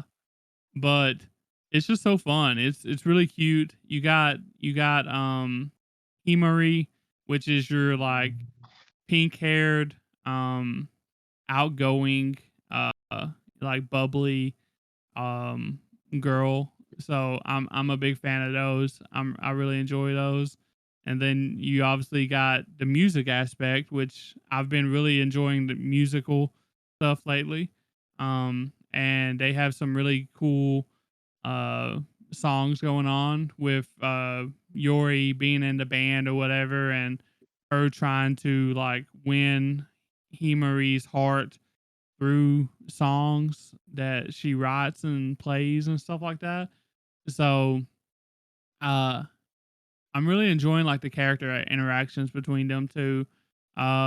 It seemed like it was going to be pretty drama free as well until like the last couple episodes, and then we get like some they interject some drama with I guess another girl or whatever uh that was in the band before them, and basically Yori took her spot type of deal as the vocalist. So that's going to be interesting to see. Uh, and I mean, it's pretty straightforward. Yuri with music, with cute girls, with great character interactions between each other. This is probably like a high 7 for me right now. Probably could sneak into the 8 range. It's a 7.61 on Mal. This is a high dive show as well, by the way. So, Okay. but that's all I got for this one. I guess the next thing we got on the list is Spice and Wolf remake. And since Creags has watched all of the OG version plus this, what we've watched now, I'm gonna let him start out on this one. All right. So basically, this anime dropped back in 2008, I believe, and it follows the story of a traveling merchant called Kraft Lawrence. And he's basically just going from town to town, wheeling and dealing, selling his stuff, making his relations. And he stops by this one town that always does a harvest with wheat. Well, unbeknownst to him, they have a wolf deity that comes and blesses the land with a great harvest every year. It's like this fun little tradition they do. They someone acts as hollow, they lock him up in the barn for a week. Very fun. Well, he's about to leave the town and he notices something moving in his cart. And he's like, "What the hell's going on here?" Lifts it up, sees a wolf girl. He's in disbelief until she gets up. She's butt ass naked and howls at the moon. Still doesn't believe it. She transforms in front of him. He's like, "Okay, I got a wolf girl. I have hollow." So her goal, basically, since Lawrence had the wheat from that town in his cart, she was able to travel out of that town because she can't leave the wheat. And she wants to get back home to the north because that's where her ancestors are from. And she's been stuck in that town for, God, what is it? Is it hundreds of years? I always forget. I think so. I think they said like hundreds and hundreds of years. So he agrees to travel with her, and they just kind of go on a little adventure. And we learn about romance, economics, and cocky wolf girls. Are you enjoying it so far? Oh, I love it. I love it.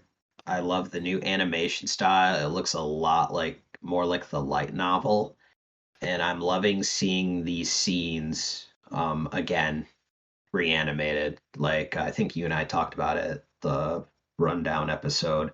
I was Yeah. looking forward to the tilted scale and the unlevel table scene. I love that scene in that anime.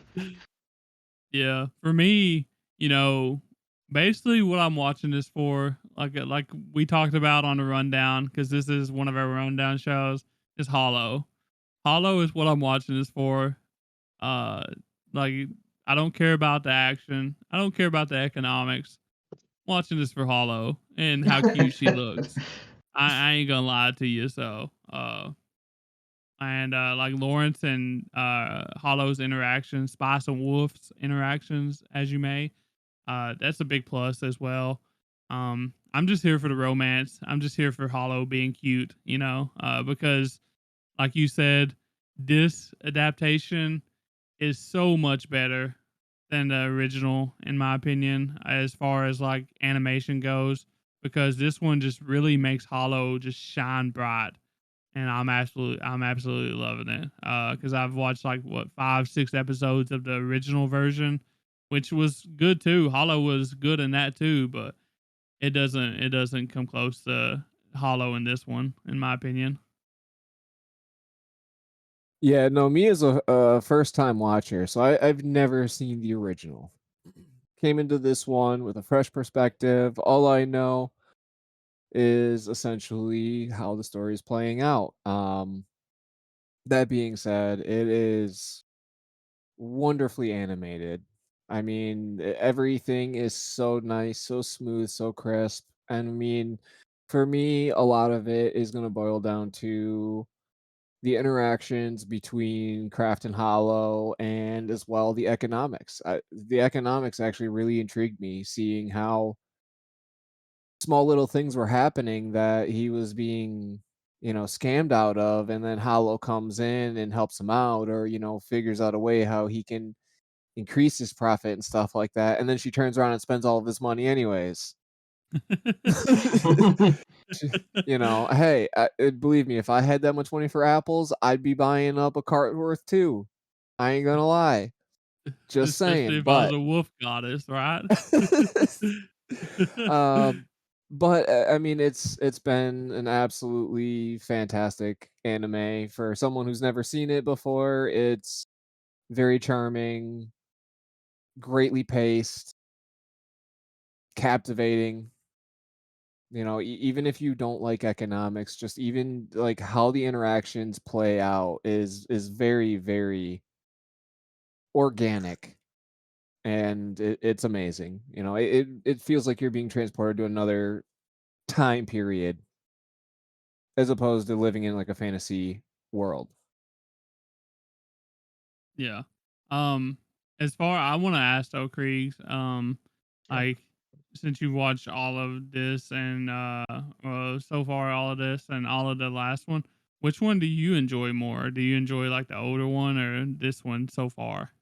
So I actually did think about this for a little bit. I think for me to compare them, I'm going to have to rewatch when this all gets done. I'm going to have to rewatch it in the English dub because they got back the original voice actors. Really? Okay. I So didn't know that. I watched the first one dubbed, so I'm going to have to watch it dubbed to see. But there is one arc that a lot it's very like some people like it, some people don't. There's a lot of tension, and personally it made me uncomfortable, but that'll determine how well they're doing with this adaptation. If it gives me that same feeling, then I know they're doing the right thing. Okay, so like it made you uncomfortable in a good way. Yeah, I was like, oh no, why'd you do that? Do this, man. Just say this. Oh, okay. Okay. I'm I sitting I get there what like, you're saying. come on, man. I thought it might be one of those uncomfortable situations, like I was talking about like grandma and grandpa turn young again or whatever, where they, Oh, I saw that yeah. screenshot today. Uh, so, um, I thought it might be one of those uncomfortable things, or like Remonster, for example. No, sorry. Uncomfortable. There's tension in the plot and story. Yeah. That I guess makes like what you're trying to say is that they do such a good job making you care about these characters that Yeah. you're like you're not you're I guess uncomfortable with the decisions they make because they're hurting themselves type of thing. Yeah, actually, you So nailed that. You summarized that really yeah, well. yeah. But yeah, I'm pretty excited about this one. Honestly, this will probably end up being like an 8 just because of Hollow, honestly. And I figured out that I need a Hollow figure ASAP. So, I think Crunchyroll has a bunch of them well, on they're there. on All right. pre-order. Oh, So, the So pre-order. hang yeah. on, real quick. What I'm hearing is Hollow gets an 8. What does the rest of the show get? Nora gets a 1, and then Lawrence gets the extra one, so we're at a 10 out of 10. There we go. Yeah. Yeah. I mean, Hollow is, basically Hollow is a 10 and I'm taking points away. So but yeah, I'm really enjoying this one though. Like I said, I just enjoy Hollow. And I just don't see how like the dubbed version, Hollow's dubbed, could like match the cuteness of the Oh, Japanese dubbed. I mean they Japanese dubbed. they can. Oh, So Yeah. so I want to actually touch on that real quick before I give my grade. But as much as I like the Japanese voice actors, I had no idea that it was the original voice actors for the dub. But I was super uncomfortable going from dubbed to subbed and just hearing that difference in Hollow. I got super comfortable as Hollow with the English voice. Okay. Like So it's that big of a difference, huh? it was extremely shocking to me. Like, don't get me wrong, there's nothing wrong with any of the voice acting for me. It's just that it was such a huge tonal shift. Because Hollow in the English seems just so soft, so chill, until she doesn't need to be, I'm assuming. But in the Japanese, she just seems, I don't know, kind of poppy, like very spunky and stuff like that. And I know that Okay. that's like she can portray that with how she acts, but it doesn't sound as much all the time. Alrighty. Yeah, I mean I haven't watched any dubbed. I'm usually a subbed watcher. So I used to be a dubbed watcher, but like I said, I prefer subs nowadays mostly. So I don't really notice things unless I actually look for them or whatever, or Yep. go out of my way to watch them. So Yeah. With the exception that I've been binging Mushoku Tensei, I've been keeping up with Spice and Wolf literally on the day it releases. I'm gonna give it a 9 myself. yeah, okay, that's where I'm And at. I feel like it could even go higher. okay. I'm really excited for it. So we're all loving Hollow Oh yeah. and her story basically. Yes. Whoa, hold up here. uh Not what I'm saying, but essentially, I guess. well, if y'all don't have anything else about Spice and Wolf remake, I'll go on to my next one, which will be kind of quick. Anything? Nope. That's all I Alrighty, got. so I'll be talking about Grandma and Grandpa Turn Young Again, and this is about a old couple that has been married for almost 60 years. They basically find an apple tree that which they grew or whatever, and they find a golden apple on it, which after they eat it turns them into young people again overnight. Um, so this one was on the chopping block early on, and it's basically I almost dropped it because I thought it was going to be a wholesome show about like a long time couple reliving their lives, doing what they didn't get a chance to do before they died, all that good stuff. Basically, just wholesome, what we're looking for type thing. And it turned into like it had some moments of funny where they tried to make it funny, like the granddaughter and daughter and like the family members, the younger family members actually fell in love slash started crushing on like the grandpa, and they made it a whole bit for like a couple 3 episodes or whatever, and I didn't really enjoy that.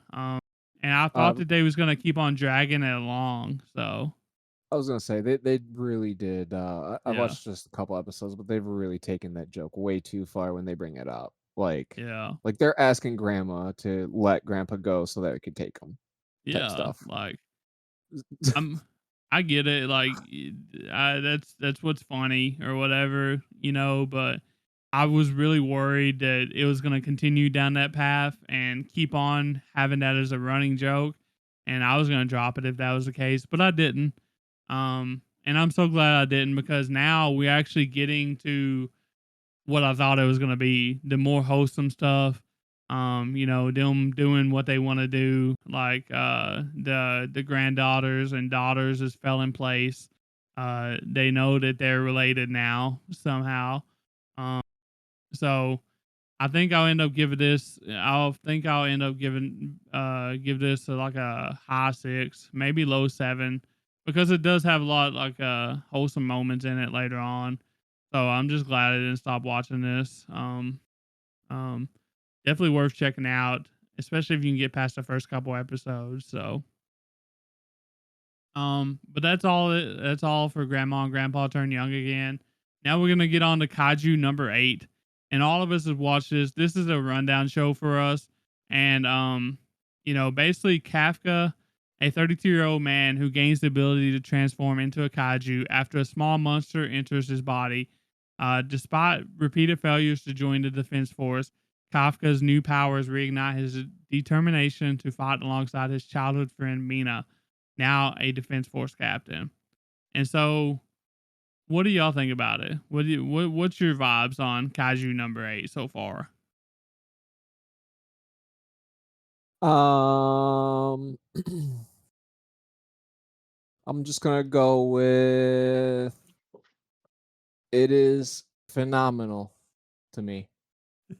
It's got action, it's got comedy, it's got the competitive nature, it's got the character building, it's got the power suits, it's got mechs, it's got kaijus. I mean, what doesn't it have? It even has him cleaning shit in the first 2 episodes. Right?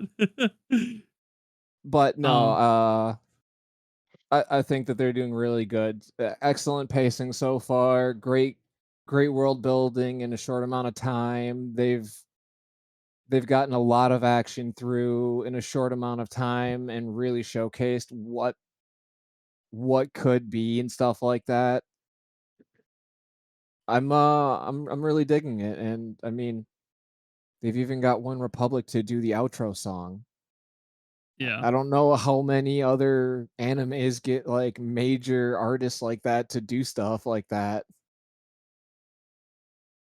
yeah. I'm really enjoying it too. I think it's probably, if not my favorite, is like it's one of my top 3 or 4 of the season. Honestly, the comedy hits, the action hits. It's got a lot of mystery going into it. The animation is pretty good. It's production IG, so like there ain't really a whole lot to complain about it. I think it's same day simul dubbed as well. So um like I don't really have anything negative to say about it at all. What about you, Creags? Yeah, I think we covered this on the rundown too. Yeah, It's surprisingly very funny, and I did not expect that. But they went all in on the advertising for, like simulcast all around the world, dub same day. I'm seeing all this, collaboration. I think like Uniqlo just dropped a clothing with them. I was curious, like, why are we going all in on this anime that I've rarely heard of, but I kind of see what they're getting at. It's really good. And they've already started releasing figurines, like for pre-order. Yeah. So I mean, Crunchyroll going all in. I ain't gonna lie Yeah, maybe on Shonen Jump advertisement. has their next hit here. Maybe I'm really enjoying it. Like I've seen like a lot of like me myself. I compare it to like Attack on Titan somewhat. I feel like Yeah. it's kind of close to that. Where like it's not too similar, but I feel like if you like Attack on Titan, you would definitely like Kaiju number 8. So See, and that's weird because I've never gotten into Attack on Titan. well, it's different, but it's kind of similar. You know what I mean? I'm So gonna try something with Attack on Titan. I'm gonna just try powering through it. But no, I would definitely say regardless, yeah, definitely a must watch, in my opinion. alrighty. And the MAL for this is 8.26.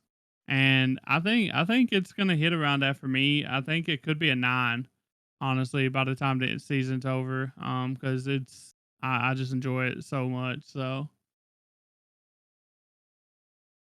Yeah, I think I'm at like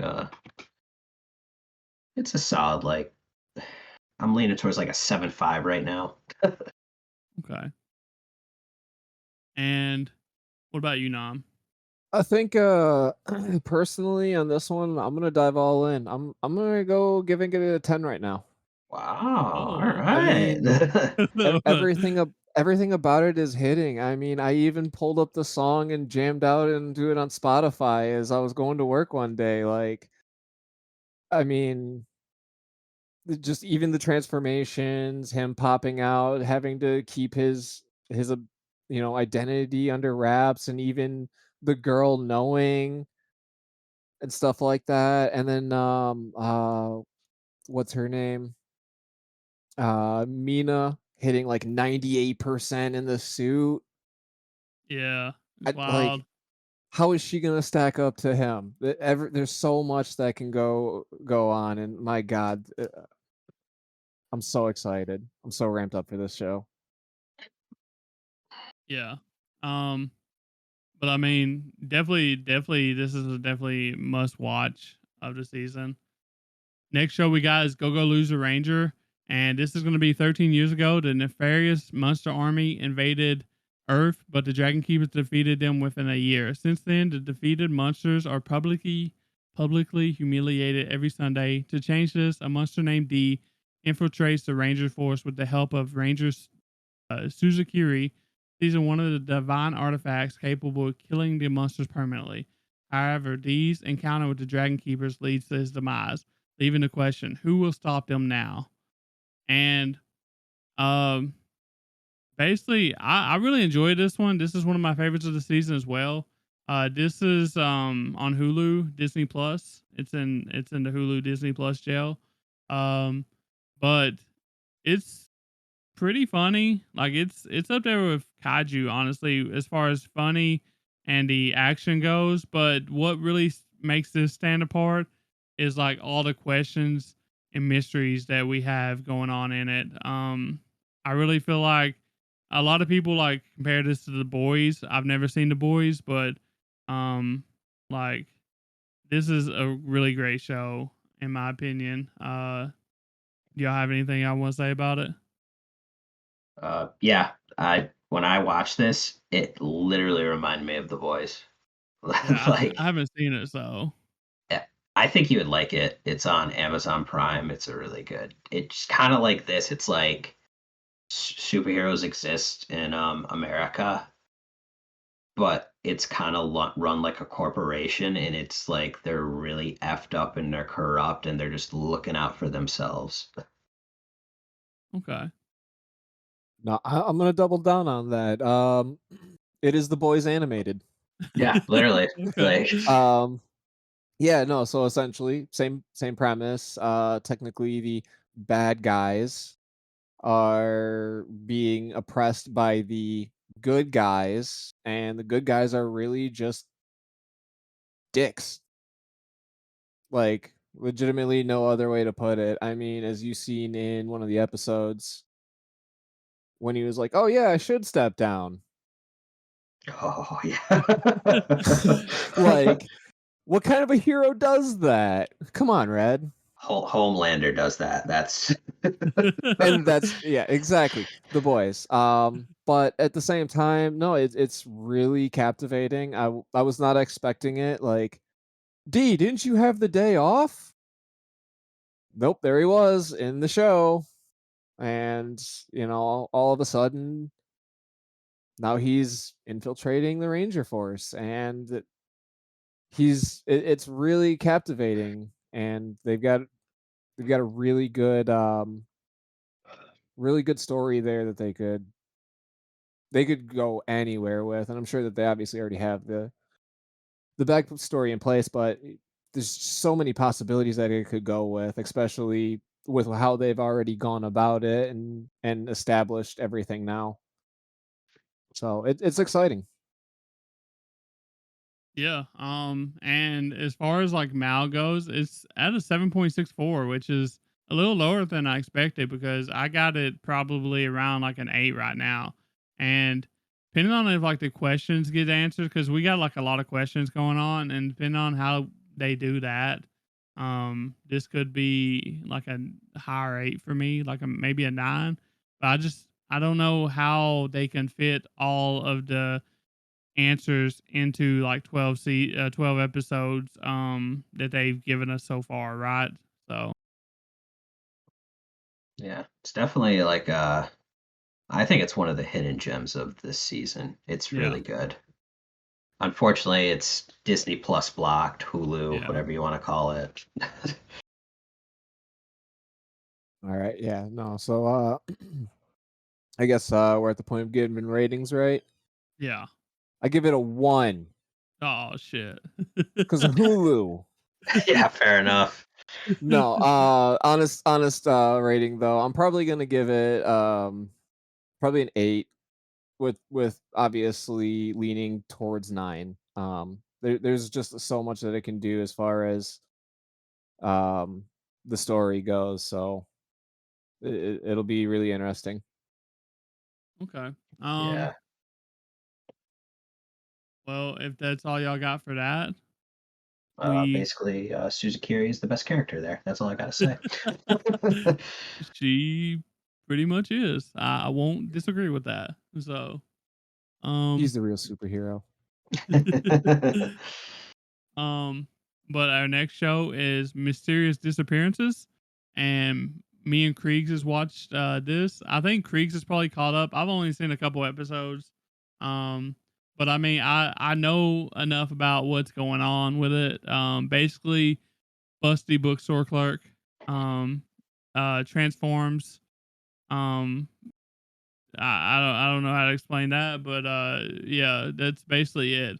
And I see that it's on like the top of the ratings, like on the Annie charts or whatever, like Yeah. quite a bit. Like it's in the top 3, 4 or whatever. And I can only imagine that it's because of the busty bookstore clerk. Yeah, so they had this gag where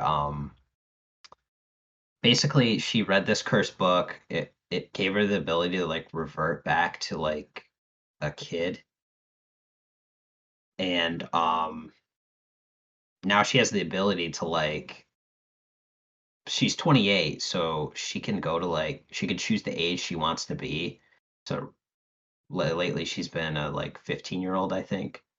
And so she went undercover into school and she has to get size appropriate clothes because her body shrinks. So they had this this thing where this happened like a couple episodes in a row where she would put on these, she's got a very large chest and she'd put on these school uniforms and the buttons would just burst off. It's just Yeah, like, I seen some of it. Like and like it was I don't know, it was pretty interesting, especially with the boy or whatever getting involved. It seems like he knows yeah, yeah, more about yeah, things that's Ren, going on or something. So yeah, Ren definitely has a connection to like the like occult stuff that's been going on. yeah. Um With this one though, I feel like it can be like a funny, like etchy type story. It's got a 6.98 on Mal. Like I said, I've only watched a couple episodes. I feel like it would probably hit around like a 6 for me. Yeah, that's fair So, enough. but I don't know about you. Yeah, I would say it's probably it starts off really. I think the biggest complaint, it started off with a really strong first episode and it's kind of like dipped down a little bit. I think because people want that heavy mystery occult, and it's kind of like that with a little slice of life and comedy. But yeah, I'd give it like a 6.5 right now.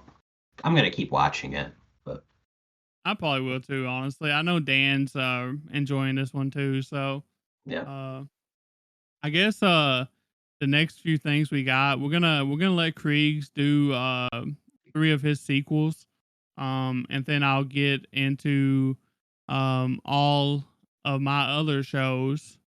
Um, yeah, and we'll go from there. All right, so let's see. The three other things that I'm watching right now are Data Live Season 5. And yes, there are still Data Live fans for everyone asking. Konosuba Season 3. And I am also watching the remake of Uresei Yatsura, which is Season 2, Part 2, I believe. So, quick one. Data Live, I believe, began, I think it's 10 years old now. 2014 was Season 1. Damn. And this one has been weird. It's jumped around. It's had a lot of breaks. It's been animated by multiple different studios. And it basically, Shido is a high school boy who comes around a mysterious girl. And in this world, they have a lot of space quakes. It's been happening for 30 years. It's this weird phenomenon. And basically, this girl is a spirit. And then he learns that his sister is one of these spirits and they are causing the space quake. So these spirits are coming from space, landing on the earth, and they look like human girls with like weird powers. So I don't really know how to explain this, but to seal their powers, he has to make the girls fall in love with them and kiss them. And it just sounds weird, and it is a little weird. Like the first 3 seasons, you think this is a fun, dumb, etchy. Um, Season 5, I've been very depressed. Well, Because the story's actually storying and it's really good. And I don't want to say too much, but basically, they kind of are going the Game of Thrones route. They're like, "Oh, you like that character? Don't get too attached." it's it's kind of late to start that, right? Like season 5, they start stuff like that. That's Yeah, wild. but the story has been so good. It's just funny that this dumb it was like a funny, etchy show with like panty shots, skimpy swimsuits, all that stuff. And then now where we're at, it's like a completely different show. The Mal's given it what, an 8.7. I agree with that. It's been really good. I Okay. am thoroughly enjoying it, but I'm also getting depressed each episode I watch. So I don't know. Let's see. Mal 8, depression score 10. Let's go with that. 10 being I'm very depressed. I'm very depressed. Um, I think a lot of people know what Konosuba is. Yeah. I don't think I really need to explain this one. So Konosuba is arguably one of the funniest animes I have ever seen, and they do not disappoint. They pick right where up they left off. You got Kazuma and the best worst girls. Aqua, Darkness, Megamine, all doing their stupid antics, the worst adventures in the world, but yet they've defeated like what, 3 Demon King generals? And right off the bat, that first episode of this, I was cracking up. I was laughing so hard. And I think some people was worried the new studio switch. Yeah. Studio Drive. So funny thing is, this was animated by Studio Dean, and they do not have the best reputation. This is like the one thing Studio Dean has not effed up. Like they Okay. nailed the animation for this, and they kept it funny. Yeah, I think it's Studio Drive does it now. They're doing an excellent job. There's going to be 11 episodes. Typically, Konosuba is 11 episodes in an OVA, and then I know there's enough content to keep going with the season 4 because the story's done. The light novel's finished, and I actually do have the first two. I got to read it. I wanted to read it this summer. Get into it. But yeah, if anybody needs a laugh, please watch Konosuba. You can watch it dubbed or subbed. They're both good. I feel like the dubbed is like more sexual. Oh yeah, so yeah, they make a lot of sex jokes, and it's essentially I feel like Konosuba is a parody of the isekai genre. I It's just I love it. It like Creag said, it's one of my favorite. It's probably the most funniest anime I've watched. Honestly, like it's how good it is. So yeah. I always joke it's like my four dumbass friends. That's what I feel like I'm watching. It's so funny. Let's see. Mal gives this an 8.51. I easily give this a 9. I yeah. don't even hesitate. It's so funny. I mean, I definitely agree. I mean, even Konosuba, like it's I just watched the first season or whatever, and I was debating giving it a 10, so because Yeah, it was just that good. So yeah. Make sure you watch the OVA after every season, and yeah, then yeah, you watch season 1 OVA, season 2 OVA, and then watch the movie, and then watch season 3. okay, there's a movie. I got you. So the movie is canon. Okay, So yeah, please watch the movie. There was a part in there I almost wet myself because I was laughing so hard. I will keep that in mind. It's gonna be a little bit before I get to that movie though. So No worries. And then the last one I'm watching is Uresei Yatsura. This is a remake of the anime that came out, I believe, in the early 80s. And basically, what this is you have Arturo is a very unlucky kid in high school who is a womanizer. He hits on every girl he sees. If you're a woman, he'll hit on you. Doesn't matter. This alien race shows up on Earth. They're like, hey, so we're gonna take over the Earth, but we won't if you beat us in a game of tag. And so they do this lottery to pick a human out of everyone on the Earth, and he gets picked. So he has to go against the princess of the kingdom, who is Lum. That's the girl you see with the horns, the blue hair, the Tarzan looking bikini. That's her. And he has to, I can't remember if it's 24 hours or something. He has to, tag her, but she can fly. She has powers, so it's really hard to do. He ends up like outsmarting her and gets her. And Shinobu, the girl he's crushing on in high school, his classmates, like, Arturo, if you win this, I will marry you. So he's like ramped up. He's running toward her, yelling marriage, marriage, and then he gets her, and then Lum is like, fine. Well, if you want to marry me so badly, I'll do it. So this starts off his adventure of all these wacky antics. It's basically like just a slice of life. All this stuff is happening, comedy, romance. And this was actually Rumiko Takahashi's first ever work. She was 21 years old when she wrote this. damn. I mean, So yeah, it's pretty good. I've watched like a couple of I've watched a handful of episodes of season 1 of the remake, and I really enjoyed it. Like the OP and shit was really good too. yeah, So they have really good openings. They're yeah, really catchy.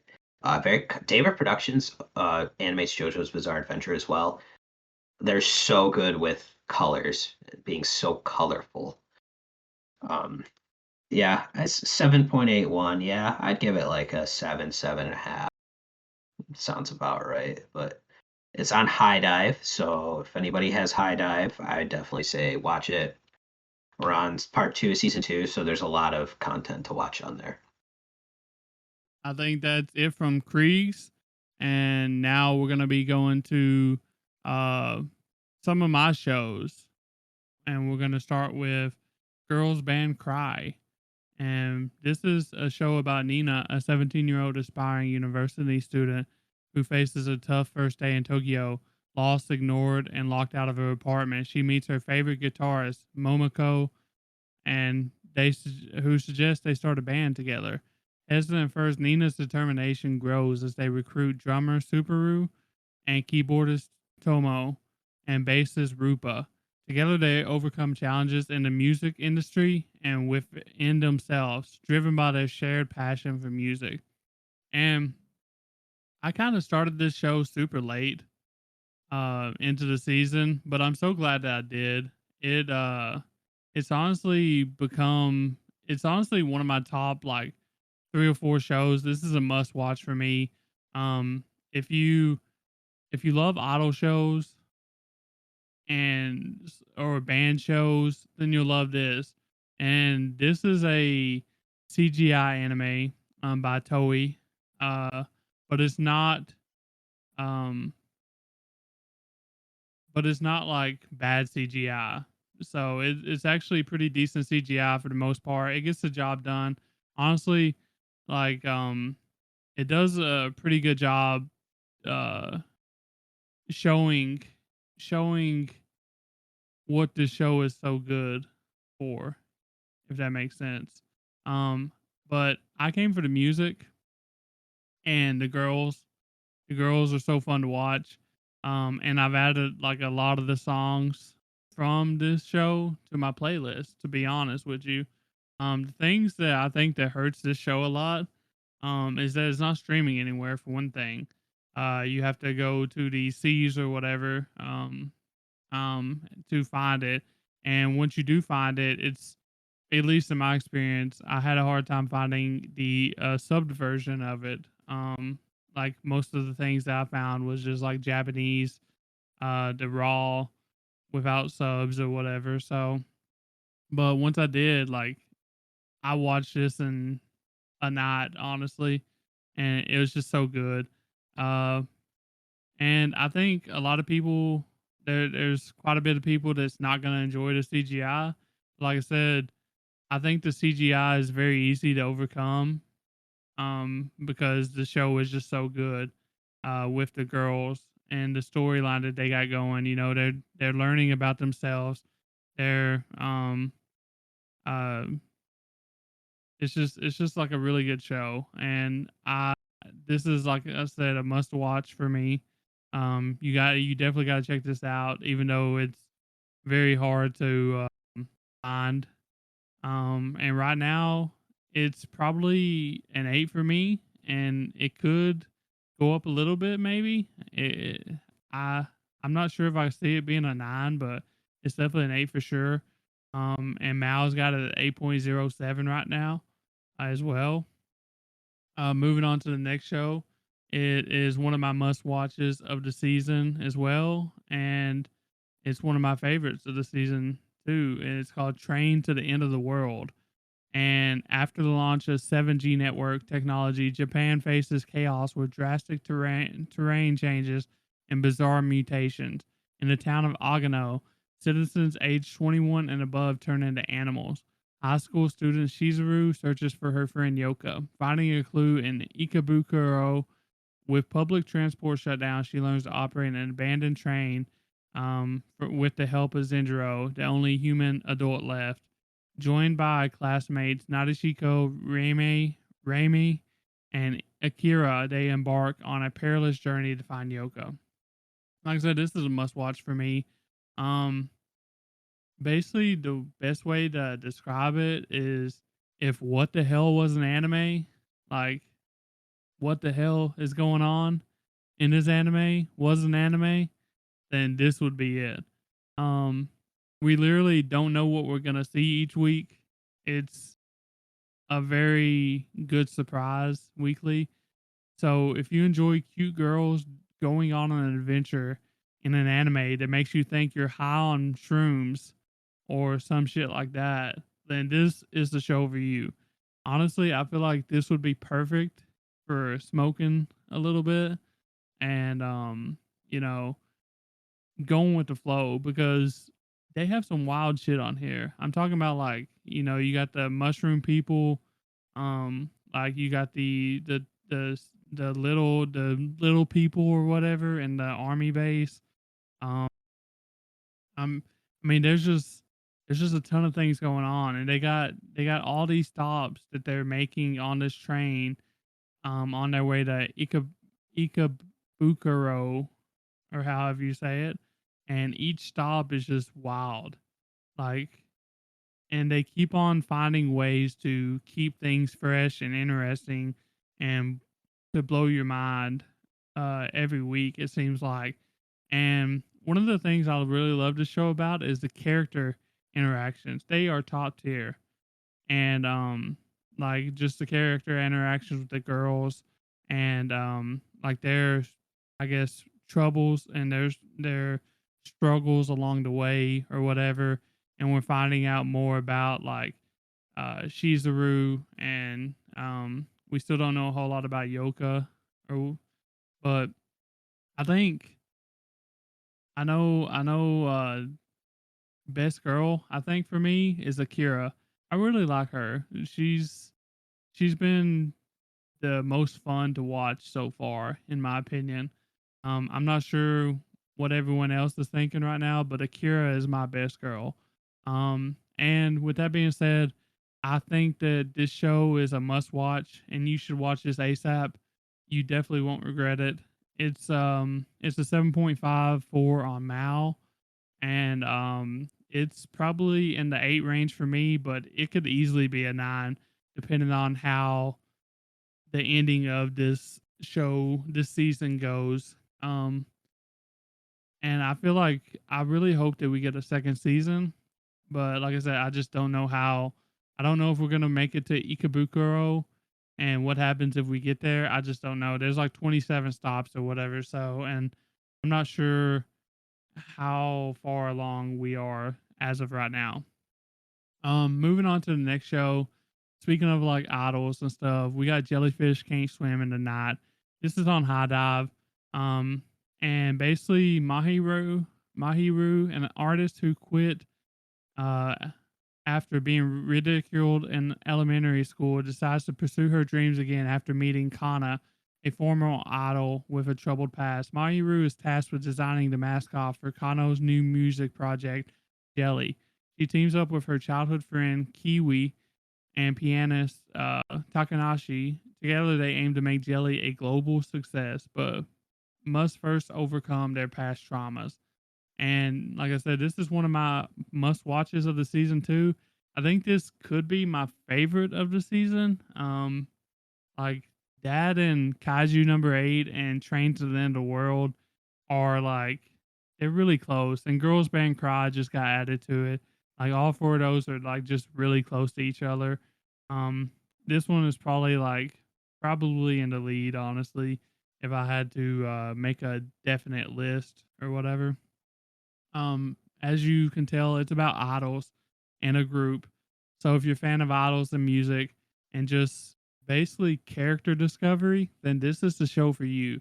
I think this show excels in the character interactions and the way it handles all of their problems and showing their problems as well. We get to see a lot about what troubles them and how they manage to work past it, um, either individually or as like with each other. This show makes me want to cheer for them. Um, I'm a really big fan of this, and I definitely think, like I said, this is a must watch, and it's probably gonna end up around a 9. Um, so definitely need to check this out as soon as possible. High Dive always, it seems like High Dive's always got that one show or two that's like really good. And this was actually made by Doga Koba as well, the same studio as Oshinoko, I'm pretty sure. So just definitely, they're definitely like coming up, making great shows that look good. Uh, I mean, it's full of great moments, great characters, and great songs overall. Um, the MAL for this is 8.24. Like I said, this is probably going to be around a 9 for me at the end of the season. Um, the next one on my list is Yatagarasu, The Raven Doesn't Choose His Master. And basically, this story is set in an alternate world called Yamachi, ruled by the Yatagarasu clan, who are able to transform between human and crow forms. Yukiya, a beautiful and eccentric Yatagarasu boy, is chosen to serve the young prince. While encountering various events in the conspiracy-filled imperial court, he forms a strange master-servant relationship with the young prince. And I've I've seen a lot of people talk about this, and they say it's similar to Apothecary Diaries. And after watching, I started this late. I think I'm like 3 episodes in, and I can see it. Um I don't really see it having a character like Mao Mao and Jinchi in it, even though the characters are beautiful in this as well, kind of like Jinchi was. Um, but I think what people see, the similarities people see is like the court system. So you got like the emperor, and we're in the courts, and we're talking about like the prince, the emperor, and the concubines, and we're just getting into like the court politics type thing. I think that's what people see in this. I you know I would have to watch a few more episodes to see if it's more similar to Apothecary Diaries besides from that aspect.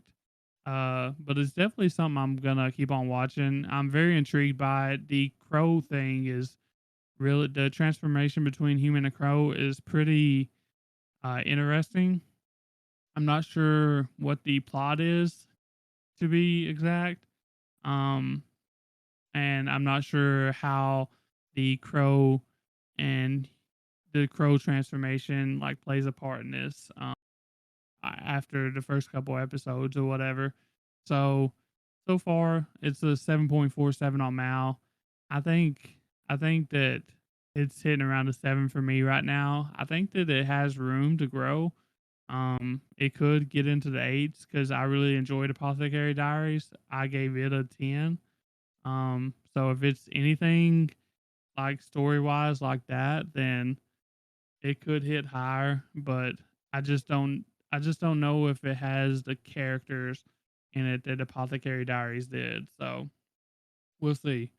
I definitely think it's worth checking out though. Another one that I really want to mention real quick that is not a spring show, but it is a continuation is Dungeon Meshi. And I'm not going to talk about this too much because we just did an episode on it. DGen episode 65 a couple weeks ago, me and Bass. And if you want to go listen to that, we do like a spoiler free version of review, and then we get into the spoilers after that. Um, so if you want to go check out our thoughts on that, just know that we both think it's a must watch, and you should definitely check this out ASAP on Netflix, the dubbed or subbed. It's just a really good show. Um, Now we move on to my chopping block slash dropped shows. The first one on is Tonari no Yōkai-san. And basically, in a rural town where yokai, people, and gods coexist peacefully, a hint of warmth and mystery fills the air. When Buchio, a 20-year-old cat, starts turning into a Nekomata, he embarks on a quest for answers with Yuri, a transforming kitsune. Meanwhile, Muchan observes the crow Tengu Jiro, fulfilling his Tengu duties, leading to newfound perspectives. Amidst this, rumors swirl about an unfortunate Nue, adding to the town's intrigue. And I thought this was gonna be like a slice of life, like with interesting characters or whatever. And I think it is that. I think it is a interesting slice of life, but I'm just confused at what's going on. Really, it feels like stuff is missing, and I can't really put a place on it. Um, I'm not really sure what the plot is yet. After watching, I don't know how many episodes, like 6 or something like that, and like I really enjoy like the characters. That's the whole reason why I started watching like Buccio and all of them. I feel like the characters is where it's at. I just wish I knew what exactly was going on. It has something supernatural going on in the town, and like I said, I don't really know what the plot is. It really hasn't told us the plot. Um and I feel like the pacing or something is off. There's something off about it. I'm not sure. So that's the only reason why this is on the chopping block. It's just because I don't really know what's going on. I'm just confused, basically. Other than just the interesting characters, that's really the only thing that's keeping me watching it. I'm out. It's a 7.01 right now. I think that my early ratings, I would probably give it, I don't know. I think I would give it around a 6 right now, just because, like I said, I don't have any idea what's going on with it. The second show that I want to bring up that's on the chopping block is Unnamed Memory, and this was an early favorite of mine. Like it was probably my favorite romance of the season. Um, until recently. And basically, Prince Oscar, cursed by the Witch of Silence, seeks a solution for 15 years. Um, Desperate, he's been seeking a solution for 15 years. Desperately, he turns to the Tower and meets the Witch of the Azure Moon, Tanasha, who appears young despite her age. Tanasha suggests finding a partner capable of withstanding the curse. Oscar then proposes to Tanasha, but she initially refuses. They agree that Tanasha will live with Oscar for a year to search for a solution. As they work together, Tanasha's emergence from isolation attracts attention from old acquaintances. And like I said, when I first started watching, when this season first started, this was my early favorites. This was a must watch. Um, just because Tanasha is actually a really good character early on and still is, honestly. But I don't know, like I don't know which episode it was, but like after four, maybe 5 episodes, the pacing just goes out the window. It's like, and apparently they've been skipping like a lot of content from the manga to speed up the pacing in order to possibly finish the story in 12 episodes. And I just want to say, like, they ruined it.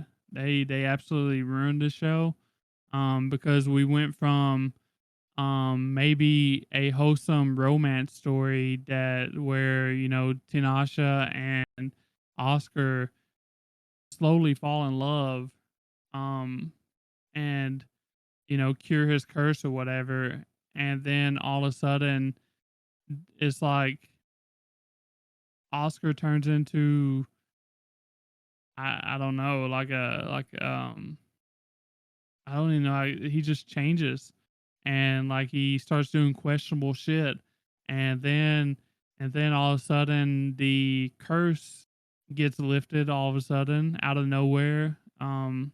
Just like that's an issue I have, is just randomly Tanasha just lifts the curse um with no like um preparation or whatever. We don't even see it coming.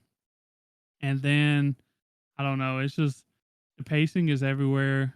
It feels like there's a lot of things missing. They've skipped like a handful of steps. Tanasha kissed Oscar out of the blue for no reason. There was literally no build up to it. It didn't mean anything. Um, like there's just so many things that happened after like the third, fourth episode that made you just scratch your head like, what are they doing? They literally ruined the show. It went from being a must watch to I'm honestly pretty certain that I'm gonna drop it. I'm gonna watch this next episode and see how it goes from there. Um, and now I got 3 shows that I did drop, and the first one is Viral Hit. Um, it it was it was pretty funny. I ain't gonna lie. It was pretty funny. But that's really all it had going for it. Um, Nothing else was really interesting about it. But if you like exaggerated faces and funny reaction shots and just funny situations about like streaming, like I basically summed it up when we talked about it on the spring preview or whatever. It's like do it for the Vine, the anime. And I think that's what this is. And I watched a couple episodes and like I feel like that was enough to really understand what the anime was. And, I got a few laughs out of it and then I was like, okay, like I would rather watch something else, honestly. Um the next thing we got is God's Game We Play. Um and this was an interesting premise about like games basically that are played, but I didn't really get the premise of it. Like why are they playing these games? Uh like the games seem like interesting or whatever, but like it was kind of boring. Like the main character was boring. Um the goddess or whatever, uh she was pretty fun to watch, I feel like. But like Faye or whatever, he was kind of boring and bland. And like the whole show I just didn't want to watch it, honestly. So I ended up dropping it. And I feel like a lot of people agree with that because the MAL rating is 5.95, which isn't very good. So I guess people just thought it was boring. I don't know, too. The last show that I got that I have dropped, and I was watching it was Monster, and this is kind of like Reincarnated as a Slime light. Reincarnated as a Slime budget Reincarnated as slime, except instead of a slime, this dude got reincarnated as a goblin, and he got the powers to if he eats something, then he gains all of their abilities. And so basically he's just like a OP um goblin who transforms into the highest stage goblin and has all these different powers and nobody can touch him, and he builds like a mercenary group or whatever to make money and just I guess live live in the world or whatever comfortably. I'm not sure what his goal is, but the reasons why I dropped it was like the the way that they like made this story, they made it into like a diary format. So it's like we're reading his diary or he's telling us what happened in his daily life or whatever. And like that just kind of got boring. But that's not really what made me drop it. That was just like something that added on to it. What really made me drop it was the fact that like in the early episodes, he literally stopped some of the goblins from um assaulting some women or whatever. Um and then after like I don't know 5 6 episodes or whatever, he goes and fights a town or whatever, a town of humans, and he ends up defeating them, and he brings back some women that he captured, and like he he assaults them, and I'm just like, what?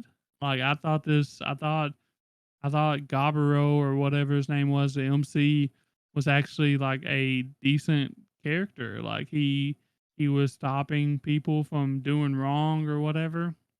But apparently nobody else can do it, but he can do it. And so like that was it for me. That was the straw for me. I was like, I'm not watching this anymore because this is just bad. Like, why would you glorify that? Yeah. So I didn't really find anything like too um good about it. There was like more negatives than there was good. I just found it interesting because I'm a big slime fan, you know, and it's basically like budget slime. Um, but after that, after the whole uh forced sex scene or whatever, um, I just I couldn't continue it. I'm just like I can't believe they did this and thought it was gonna be okay. Uh, and surprisingly, this is a 6.77 on Mal. And I just don't know how. Maybe people just ain't got that far yet, or maybe people just don't care. I'm not sure. Um, but definitely an interesting concept. It's just I don't know. I feel like they went down the wrong path on that one. Um, but that's basically all I got for all the rest of mine. Um, and this is where I'd say, thanks for listening. Make sure you tell your friends, rate the podcast again.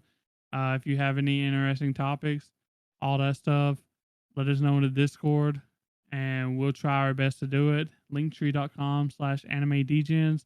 And make sure y'all go give Creags and Nam a follow on their sites like Twitter, Twitch, all that stuff. And we will see you on Tuesday with a rundown as usual. Peace.